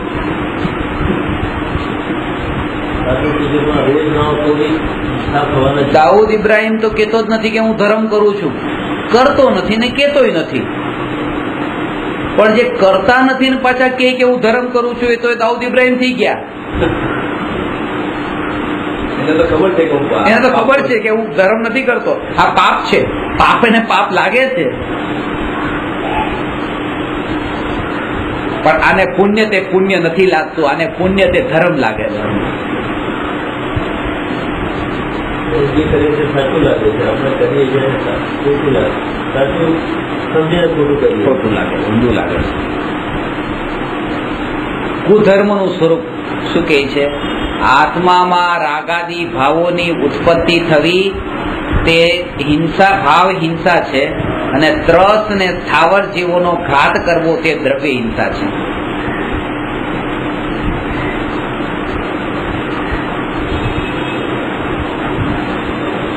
દ્રવ્ય હિંસા ઈચ્છા ન હોય તો પણ થઈ જાય.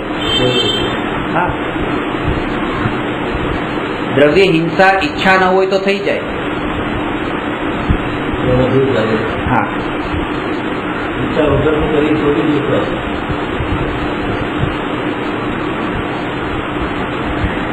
પ્રમાદ આ દોષ છે. મારી ઈચ્છા નથી કે કીડીને મારું, પણ હું ઉપર જોઈને ચાલતો હતો, નીચે કીડી મરી ગઈ.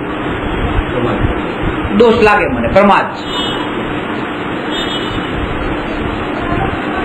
સાવધાની નથી, મારવાનો ભાવ નથી.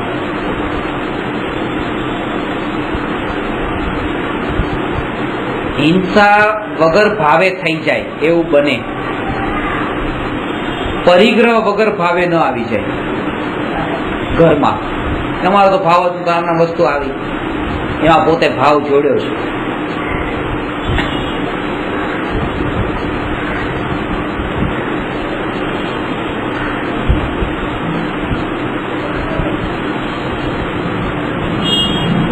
બે વાત બતાવી, ભાવ હિંસા અને દ્રવ્ય હિંસા.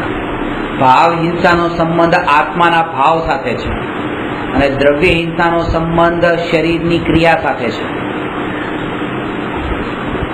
શરીરની ક્રિયા જે થઈ રહી છે, જીવોને ફિઝિકલી મારવાનું એ, અને આ બંનેમાં ધર્મ માનવો.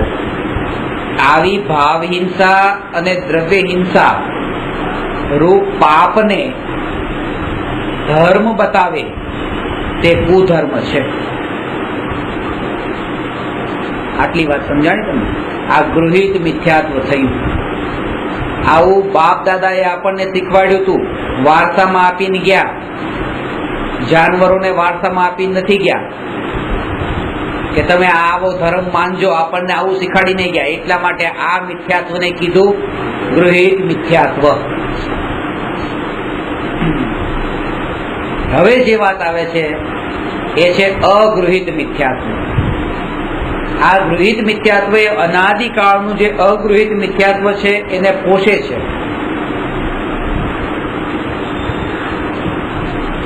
એ કયું તો કહે છે કે પહેલી સૌથી મોટી ભૂલ કે જે શરીરમાં આત્મા દાખલ થાય છે એ શરીરમાં આત્માનું નેચરલ ઓટોમેટિકલી અટેચમેન્ટ થઈ જાય છે. એ કોઈ શીખાડતું નથી. એમ માનવા લાગે બસ આ હું.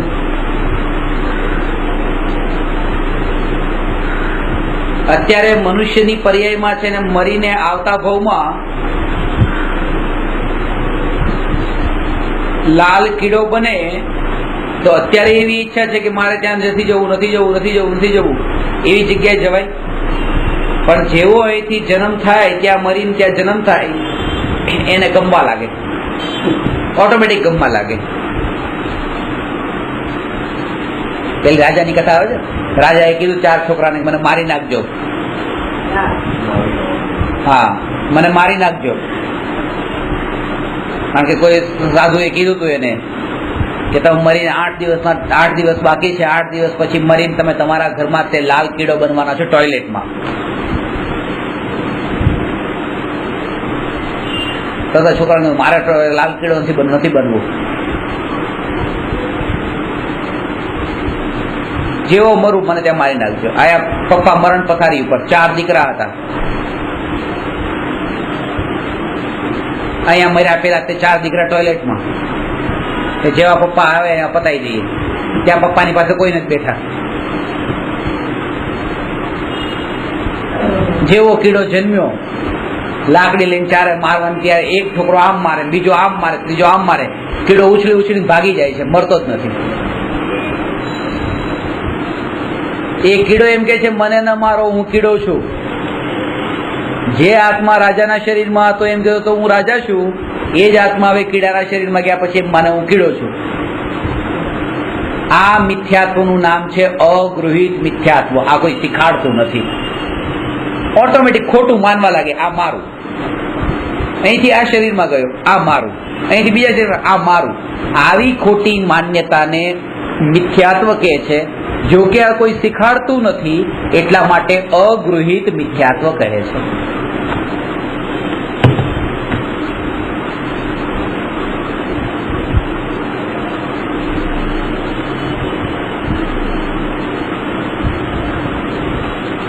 અને એના સંબંધમાં જે કંઈ પણ હોય એ બધાને પોતાનું માને છે. હું રૂપાળો છું, હું કદરૂપો છું, હું લાંબો છું, હું ઠીંગણો છું, હું જાડો છું, હું પાતળો છું, હું રૂપાળો છું, હું કાળો છું. આવા કેટલા જે ભેદ જે શરીરમાં છે એ બધાને એમ માને છે કે આ હું છું. આ અગૃહિત મિથ્યાત્વ. અને એમ માની લેવું કે હું ગ્રહસ્થ છું ને હું સાધુ છું, આનું નામ પણ મિથ્યાત્વ છે. આ મિથ્યાત્વ છે.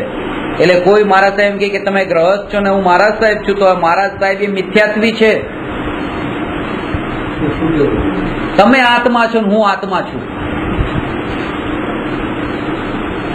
કારણ કે ગ્રહસ્થના તો બહારના ભેદના કારણે તમે આત્મામાં ભેદ માન્યો, આ જ મોટા મોટી ભૂલ. આત્મામાં ભેદ નથી. પાત્ર જે છે, આ શરીર અલગ છે. ગંગા નદી વહેતી હતી, ગંગા નદીમાંથી હિન્દુએ પોતે ઘડો ભર્યો, મુસલમાને પોતે ભર્યો, જૈને પણ ઘડો ભર્યો.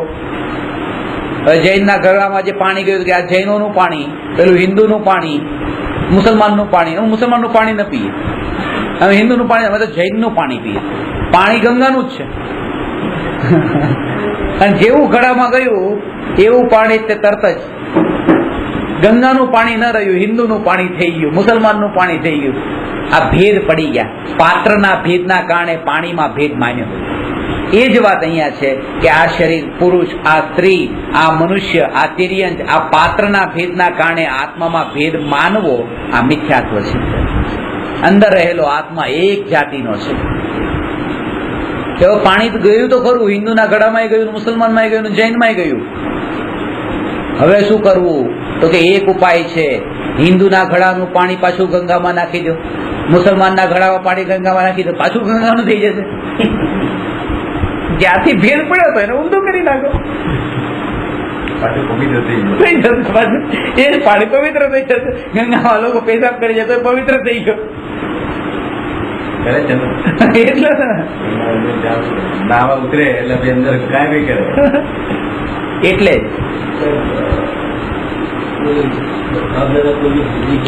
મરણ પથારી ઉપર મરતા વ્યક્તિને મરવાનું દુઃખ નથી.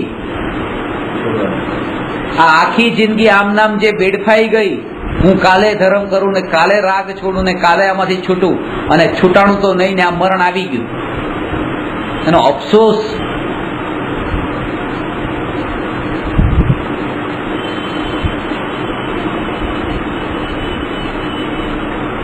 ખોબો ભરેલો છે પાણી, પાણી નીચે થોડું થોડું આમાં જે છે ને પાણી નીચે ટકી રહ્યું છે. એવું નથી લાગતું કે આ મનુષ્ય જીવન આમ બસ ધીરે ધીરે ધીરે આમ ખોબામાં જેમ ખાલી થઈ રહ્યું છે, જીવન ખાલી થઈ રહ્યું છે.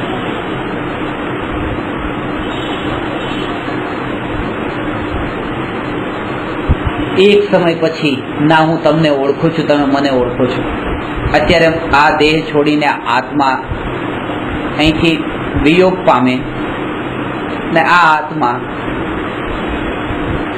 કોઈ પણ ક્ષેત્રે જઈને જન્મે, ત્યાં મને યાદ નથી, મને યાદ નથી, મુંબઈ યાદ નથી, ભાઈખલા યાદ નથી, ધનરાજભાઈ યાદ નથી, આ બધા બધું મને કઈ યાદ નથી. જેમ મને આ ભાવમાં મારો જન્મ થયો હતો અને મને ગયા ભાવનું કઈ યાદ નતું, એમ મને ગયા ભાવનું કઈ યાદ નથી. દેહને છોડીને અહીંનું બધું ભૂલવું એનું નામ તો મરણ છે, અને આ દેહમાં રહીને અહીંનું બધું જ ભૂલી જવું એનું નામ સમ્યક દર્શન છે, એનું નામ આત્મજ્ઞાન છે. મારે 2 વર્ષ પછી મારું મરણ છે, 2 વર્ષ પછી આમે મારે આ જગતને ભૂલવાનું છે, તો અત્યારે જ ભૂલી જાવ.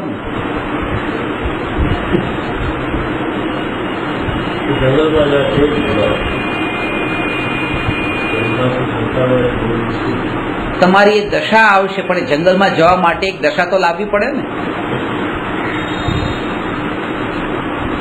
જંગલમાં જાય તો આ રાગ લઈને જાય તો ત્યાં તકલીફ થઈ જાય, ત્યાં નવું ઘર બનાવવાનો વિચાર આવે, બને જ છે ને. આ ફાર્મ હાઉસ એ શું છે, ફાર્મમાં જ હાઉસ બન્યા ને, કે ભાવ લઈને ગયા હતા ત્યાં, એટલે તો જે ભાવ લઈને જશે એ ત્યાં પણ આવું જ કામ કરશે. આ બધી વૃત્તિઓ લઈને જાય છે ને. મારા સાહેબની પાસે તો ફોટા પાડવાનું આ બધું શું કામ કરે છે? કારણ કે એ તો જ્યાં જવાનો એને અંદરમાં જે શોખ છે, ફોટોગ્રાફીનો શોખ છે, તો મારા સાહેબ પાસે ગયો તો ત્યાંય ફોટોગ્રાફી ચાલુ કરી દીધી. જીવ જ્યાં જાય છે ત્યાં એ પોતે પોતે પોતાને લઈને જાય છે. એ જ કરે છે જે એની વૃત્તિઓમાં પડ્યું છે.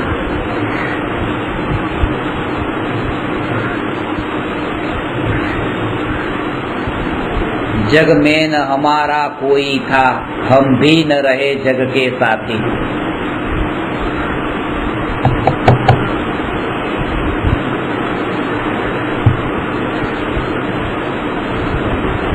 જગત ના નથી થવું ને જગત ને પોતાનું બનાવવું નથી.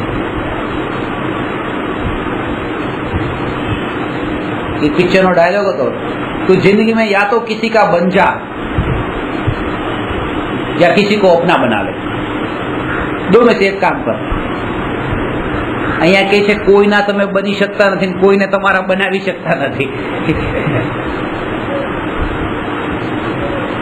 એનામાં છે, તમે તમારામાં છો. કોઈનામાં એવું જોડાણ ન થાય કે કોઈને પોતાના બનાવવાનો ભાવ આવે. તમે તમારા જ છો, તો ક્યારેય મારા ન થઈ શકો. અને હું તમારો ન થઈ શકું. આ પોતાના એકપણાને બતાવે છે. એકલો આવ્યો છું, એકલો છું, એકલો રહેવાનો છું. એકપણું, એકલાપણું પેલા જ્યાંથી તમને રૂચવા લાગશે ને ત્યાંથી જંગલ રૂચશે. તમે એકલા કેટલા રહી શકો છો? જે એકલા રહેતા જેને આવડતું હોય એ કરે. આ તમને એકલા એટલે મોકલું છું. એકલા આદત પાડો એકલા રહેવાની. અને એકલા રહીને પણ પોતે દુઃખી થઈને નહીં, પરિપૂર્ણ છું, હું અધૂરો નથી. અનંત શક્તિશાળી છું, અનંત વૈભવ વાળો, હું પરિપૂર્ણ છું. મારે કોઈની પાસે હાથ ફેલાવવાની જરૂર નથી. એ રૂપે અહીંયા બળ આપે છે આપણને આ વાત બતાવીને તો તમે અનંત શક્તિશાળી છો. આ દેહમાં જે એકત્વનો ભાવ છે એ જ તમને નબળો બનાવી દે છે, દેહની આસક્તિ. જેટલા તમે અંદર આત્મામાં ઊંડા ઉતરતા જશો એમ દેહ સંબંધી વિચારો ઘટતા જશે. દેહ સંબંધી સેવા ચાકરી ગુલામી એ ઓછી થતી જશે. અત્યારે આ ગુલામી છે. તમે તમારા મનમાં હશો પછી બસ મસ્તીમાં.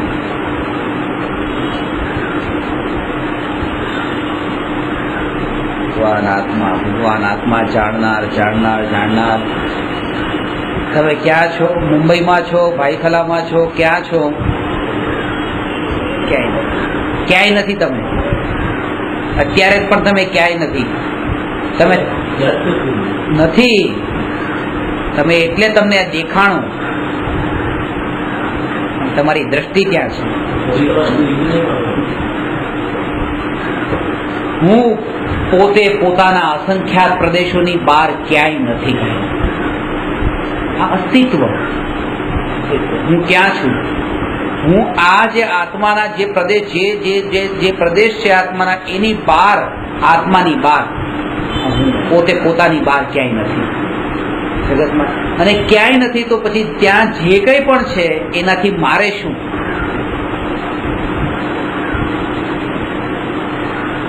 મારે શું?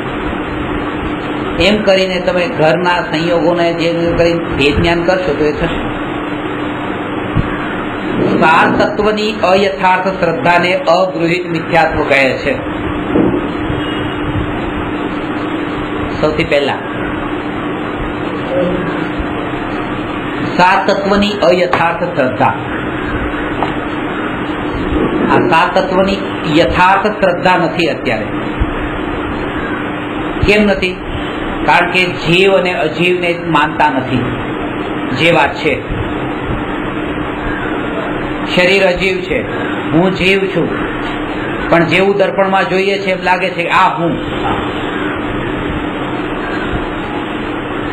અને આ હું છું એમ માનીએ છે.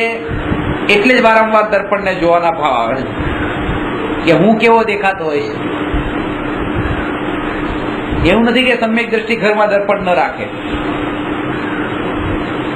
આત્મજ્ઞાનીના ઘરમાંથી દર્પણ નીકળી જાય એવું નથી. ના, એ દર્પણની વાત નહીં, આ દર્પણ જ કહું છું.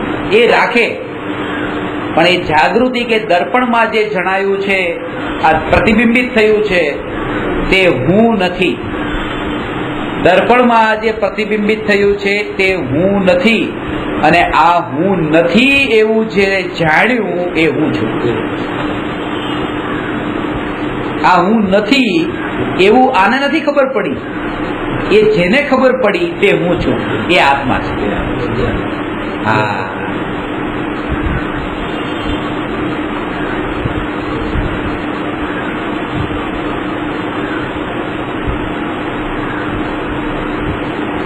દરેક મિથ્યા દ્રષ્ટિને આ સાતેત્વની વિપરીત માન્યતા.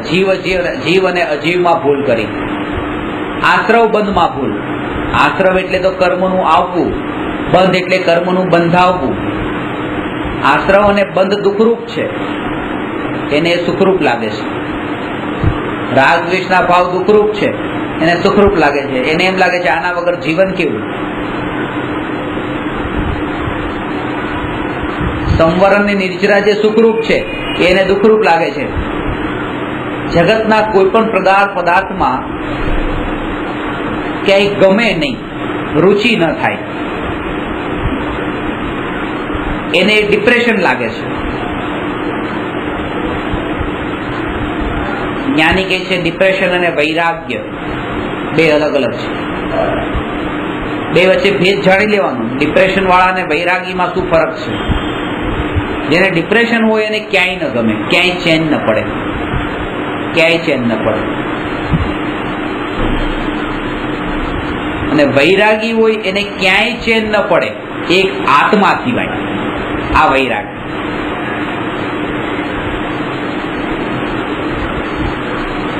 પેલાને આધાર નથી, ડિપ્રેશન વાળાને અહીંયા આધાર છે. પોતાના આત્માના બળે જગતના કોઈ પણ પદાર્થમાં આવે ગમતું નથી.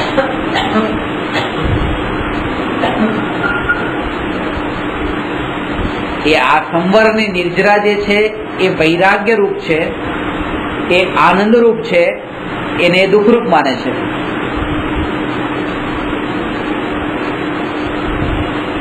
આગળ જઈને દીકરા તમારી સેવા કરે ન કરે તમને કેવું લાગે? દીકરા સેવા નહીં કરે તો તમારા કમાયેલા પણ દીકરા તમારા જ કમાયેલા લઈને તમને ન આપે તો, પાછા તમને જ ખાવાનું ન આપે તો શું કરશો તમે? ના ના, એટલો તો અમને ભરોસો છે. આ ભરોસો નહીં. જ્ઞાનીને ભરોસો છે હું મારા ચૈતન્ય પ્રાણથી જીવવા વાળો છું, ખાવા પીવાથી નહીં જીવું. હું મારા જ્ઞાન સ્વભાવથી જીવવા વાળો છું. એટલા માટે અહીંથી દેહ છૂટે પડે જ્યાં પણ જાઓ ત્યાં હું જાણનાર જાણનાર જાણનાર જાણનાર જાણનાર એ ધારા રૂપે રહેવાનો છું.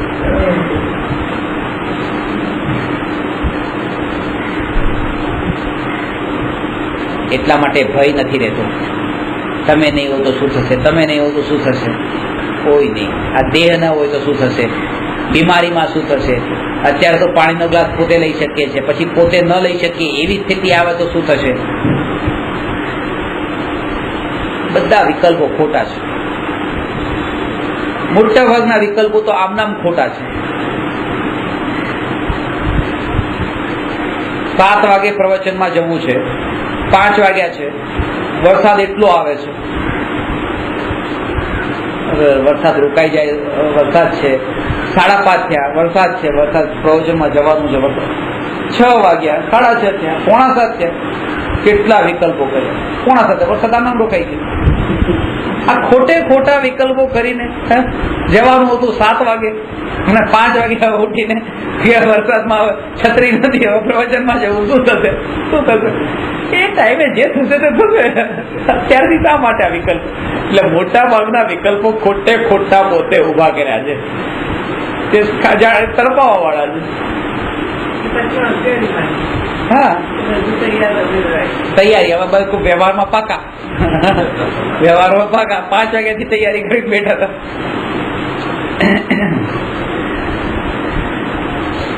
સહજતા એમને તમને મેં કીધું તમારે ત્યાં જમવા માટે 3 ટાઈમ આવી જાય દેવલાલી. ઠીક છે, ઠીક છે, એ જવાબ તમારો હોવો જોઈએ. પહેલેથી કેજો, પહેલેથી કેજો. ક્યારે સહજતા આવશો તો ઠીક છે, તો કીધા વગર આવીશ તો ન હોય તો બેસવું પડે, સીધી વાત છે. પણ તમારે આ પૂરતો પહેલાથી કેજો, પહેલાથી કીધા વગર આવી જશો તો ઠીક છે, વધારે શું થશે? નહીં મળે, નથી ગયો. પણ આપણે એક ઘટનાને લઈને કેટલા સહજતા નથી, સહજતા ભવિષ્યની એટલી આકુરતા અંદર પડેલી છે. વિકલ્પો જે છે. એક ભાઈ કે તારી ફેંસ જો આ ખેતર છે, આ ખેતરમાં અહીંથી ફેંસ જો અહીંયા મારા ખેતરમાં આવશે, હું ચાલવા ન દઉં, આ રસ્તામાં નહીં ચાલવા દઉં. બીજો કે ના, આ ખેતરમાંથી તારી ભેંસ આવશે, હું ચાલવા નહીં દઉં, આ રસ્તો મારો છે, આ રસ્તો મારો છે. તો કે લે આ મારી ભેંસ આ તારા ખેતરમાંથી આ રસ્તામાંથી નીકળી લે. તો લે આ મારવા માંડ્યો. કઈ હતું નહીં, ખાલી આમનો નકશો રાખીને જ તે વગર કઈ અસત્યમાં વિચિત્ર પ્રકારની કલ્પનાઓ જ કરી. આ કલ્પનાઓ આ મિથ્યાત્વને પોષવા વાળી છે. મા અને બાપના વિચારો મોટા ભાગે અલગ અલગ હોય, મળતા ન આવતા હોય, તેમ છતાં પણ હવે રહેવું પડતું હોય. પપ્પાની ઈચ્છા છે કે મારે દીકરાને વકીલ બનાવવો છે, કારણ કે કોર્ટના ચક્કર ફરીને તો હું થાકી ગયો, કોઈ એવો સારો વકીલ નથી મળતો, મારો દીકરો વકીલ બને. તો માં કે છે ના, મારો દીકરો વકીલ નહીં, દીકરો તો ડોક્ટર જ બને, કારણ કે મારે એને ઠીક કરવો છે ને. એમ તો હું બીમાર છું, તો મારી દવા કરવા વાળા કોઈ સારા ડોક્ટર નથી મળતા. એક આ વિકલ્પ કરે, આ વિકલ્પ કરે. કેવળ એક પતિ પત્ની બંને પોતાના ઝઘડા લઈને મોટા ભાગે મારા સાહેબ પાસે માથાથી બચે. મારા સાહેબ ને કે મારી ઈચ્છા છે કે આ વકીલ બને, આ કે મારી ઈચ્છા છે ડોક્ટર બને. મારા સાથે દીકરાને તો પૂછી લો એને શું બનવું છે. તમે એને પૂછ્યું જ નહીં. સાસુ ભરી જાય એ કે છે કે દીકરાને શું બનવું એ તો પૂછજો. તો પછી મા બાપ કે છે કે મહારાજ સાહેબ કે હજી દીકરો આવ્યો નથી, આવે તો હજી દીકરો આવ્યો નથી પણ દીકરો આ વિકલ્પો વધતા પહેલેથી.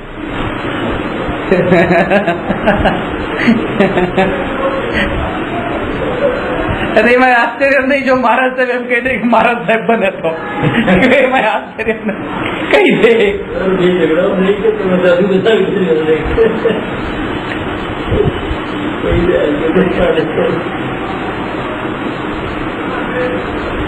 વૈરાગ્યનો ભાવ દુઃખરૂપ માને છે, એને સુખરૂપ નથી માનતો. વિકલ્પોથી છુટકારાને આનંદ નથી માનતો. વિકલ્પોથી છૂટ્યા એને આનંદમય નથી લાગતી એ દશા. ઘરના વિકલ્પોથી છૂટ્યા, છોકરાના વિકલ્પથી છૂટ્યા, દુકાનદારીના વિકલ્પથી છૂટ્યા, ખાવા પીવાના વિકલ્પથી છૂટ્યા. આ સાધનાનો અર્થ આ છે. વિકલ્પો આવે છે, બહુ પસંદ કરીએ તો બી વિકલ્પ આવે છે, રસ્તો છે. પેલા તો એ વિકલ્પ છે, એ વિકલ્પને ઉપાદેય માનવાના છોડી દો. જ્યારે પણ કોઈ વિકલ્પ આવ્યો ત્યારે એક માન્યતા આપણી એવી દ્રઢ થતી હોય છે, એટલે જ વિકલ્પ એ પ્રકારના આવતા હોય. જેમ કે મને વિકલ્પ આવ્યો કે મારે રસોઈ બનાવવી છે. રસોઈ બનાવવાનો વિકલ્પ આવ્યો અને રસોઈ બનાવી, એટલે કે જો આ વિકલ્પ આવ્યો તો આ કામ થઈ ગયું ને? નહીં. આ થયું એ પુણ્યના ઉદયથી થયું. વિકલ્પ તો કેટલાય ને આવે, ઘરમાં ડબ્બા ખાલી પડ્યા હોય, રસોઈ શું કરે? પુણ્યના ઉદય અનુસાર આ કામ થાય છે. આ વિકલ્પથી કઈ થતું નથી. છોકરાને ભણાવવો છે, વિકલ્પ તો કેટલાય કર્યા, વિકલ્પથી ભણ્યા નથી. એ એના પુણ્યથી ભણ્યા. પણ કર્તૃત્વ બુદ્ધિ એવી પડી છે ને.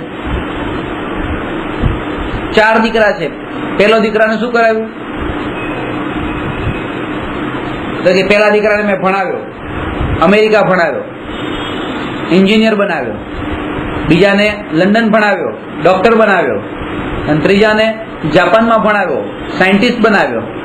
અને ચોથાને કે ભણ્યો નહીં. એમ નહીં કે ભણાવ્યો નહીં, 3 ભણ્યા તો એમાં મેં કર્યું. મેં ભણાવ્યો. અને ચોથાને એમ નહીં, મેં નહીં ભણાવ્યો, એ ભણ્યો નહીં. આ કર્તૃત્વ બુદ્ધિ એ વિકલ્પ આ ગમે છે કે મારા કારણે. વિકલ્પથી કઈ થતું નથી. વિકલ્પ એ દુઃખ છે. વિકલ્પથી દુઃખ નથી, વિકલ્પ જ દુઃખ છે. સ્વભાવનો ઘાત થાય છે વિકલ્પ. બધી ઘટનાને એના ટાઈમ પર છોડી દો. પહેલેથી આ વિકલ્પ ન કરો. પહેલાના જમાનામાં આવું થતું હતું. હજી દીકરીનો જન્મ થયો, દીકરાનો જન્મ થયો, ત્યાં બીજા કોઈ હોય પહેલા તેવી રીતે લગ્ન થયા કે આ મોટા થશે તો આ બેના લગ્ન કરાવી દઈશું. હજી તો વર્ષના માંડ થયા હોય, નક્કી તો કરી જ નાખ્યું હોય.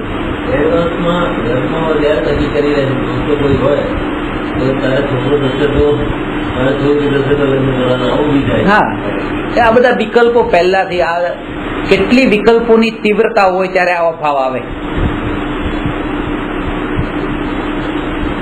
બધું કાળક્રમે ગોઠવાયેલું છે. આ વિકલ્પ તમારો છોડી દો. તમને પેલા એક ક્રમબદ્ધ પર્યાય સમજાય ને તો આ વિકલ્પ આવતા બંધ થઈ જશે. બધું ક્રમબદ્ધમાં છે.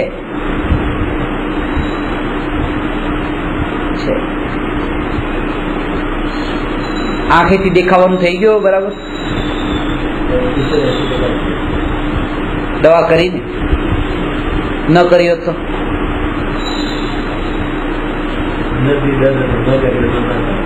અરે ન કરી હોત એવું બને જ નહીં. ક્રમબદ્ધમાં દવાઈ કરાવવાની હતી, થવાનું હતું. આવું બને કેમ કે તમારે દવા કરાવવાની હોય તમે દવા ન કરાવો? હા, આ વસ્તુ એ ડર લાગતો હતો કે દેખાશે કે નહીં દેખાશે, એ ભય ખોટો હતો. આજે દેખાય છે તો પાછળ દેખાય. બધું સહજ સહજતા, કેટલું ગોઠવાઈ જાય, બધું સ્વતંત્ર પરિણમન, સ્વતંત્રતા, બધું સ્વતંત્રતા.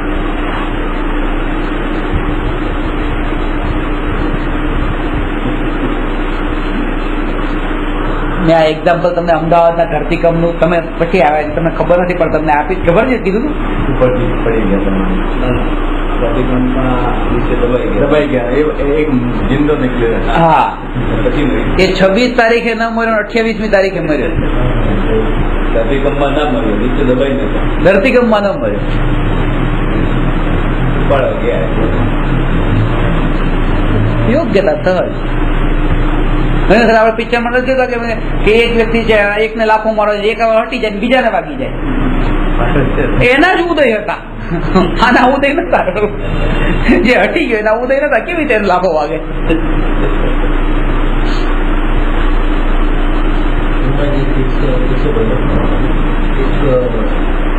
માણસ હતો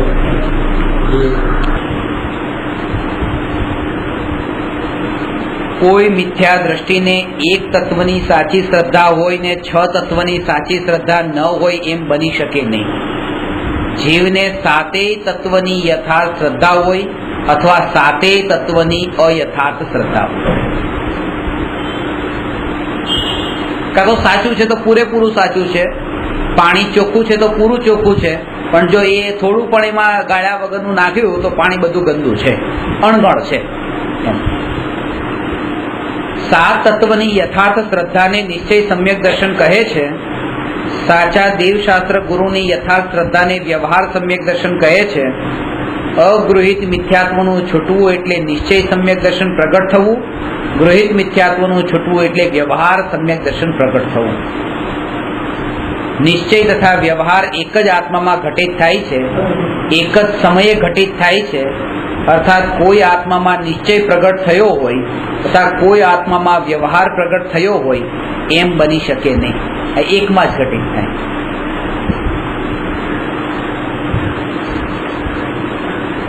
નિશ્ચય તથા વ્યવહાર એક જ આત્મામાં ઘટિત થાય છે. જે સમયે નિશ્ચય હોય એ જ સમયે વ્યવહાર હોય છે. એમાં સમય ભેદ પણ હોતા નથી. વ્યવહાર છોડવા યોગ્ય છે એનો અર્થ સમ્યક દ્રષ્ટિનો વ્યવહાર છોડવા યોગ્ય છે, મિથ્યા દ્રષ્ટિને વ્યવહાર હોતો નથી. તેથી ભૂમિકા અનુસાર વ્યવહાર બાહ્ય સદાચાર છોડવા યોગ્ય નથી. અત્યારે ભૂમિકા અનુસાર બાહ્ય, કારણ કે એને વ્યવહાર ક્યાં છે?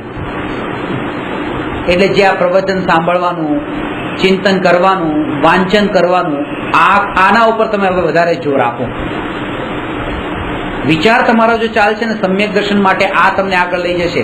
રોજ જયારે તમે છે ને મશીનની જેમ બેસી જાઓ છો ને કે બસ ક્રિયા કરવાથી 1 કલાકનો સામા એક કરી નાખું છું, બસ આ મશીનની જેમ કરવાથી કઈ નહીં થાય. હવે અંદરમાં પ્રોસેસ ચાલુ થવી જોઈએ વિચારની, કારણ કે જીવ વિચાર ન કરીને જ અટક્યો છે ને વિચાર કરીને જ આગળ વધી શકે છે. વિચારથી શરૂઆત થાય છે આ જ્ઞાન. અને જેમ જેમ તમે આ કરતા જશો જ્ઞાનના અંદર, એમ તમે વેપાર ધંધો બધું તમારી દુકાનદારી તમને ઓટોમેટિક છૂટી જશે. તમને રસ નહીં પડે. પછી ભેદ જ્ઞાન થઈ ગયું. એક આ જ્ઞાન રૂપી લક્ષ્મી અને પેલી ધન રૂપી લક્ષ્મી. આના ઉપર શ્રદ્ધા બેસી તમને કે આ સાચું છે, આ બધું ખોટું. લક્ષ્મી અને બે તમે જો ને ફોટો હોય ને, તમે લક્ષ્મીનો ફોટો જોયો, સરસ્વતીનો ફોટો જોવો, ફોટોગ્રાફ ઉપર તમને ખબર નથી પડતી? હંમેશા લક્ષ્મીનો ફોટો હોય એ ઊભો હોય અને સરસ્વતીનો હોય બેઠો હોય. એ ઊભાનો મતલબ એ છે કે આ ગમે ત્યારે ભાગી જાય, આ બેઠી લઈ, આ રેવાની જ છે. લક્ષ્મી રેવાની નથી, એ ચાલતી ફરતી છે. એ ઊભો ફોટો છે, સરસ્વતી બેઠેલો છે. વસી ગઈ એના અંદર, વસી ગઈ આ લક્ષ્મી.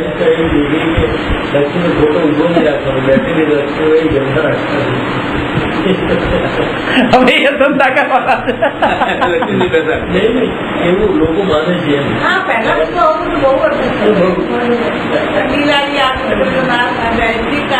લક્ષ્મી ને શનિ ને કીધું ઝઘડો થઈ ગયો શનિ ને લક્ષ્મી માં. નમો અરહંતાણમ નમો સિદ્ધાણમ નમો આયર્યાણમ નમો ઉવચ્ચાયાણમ નમો લોએ સવસા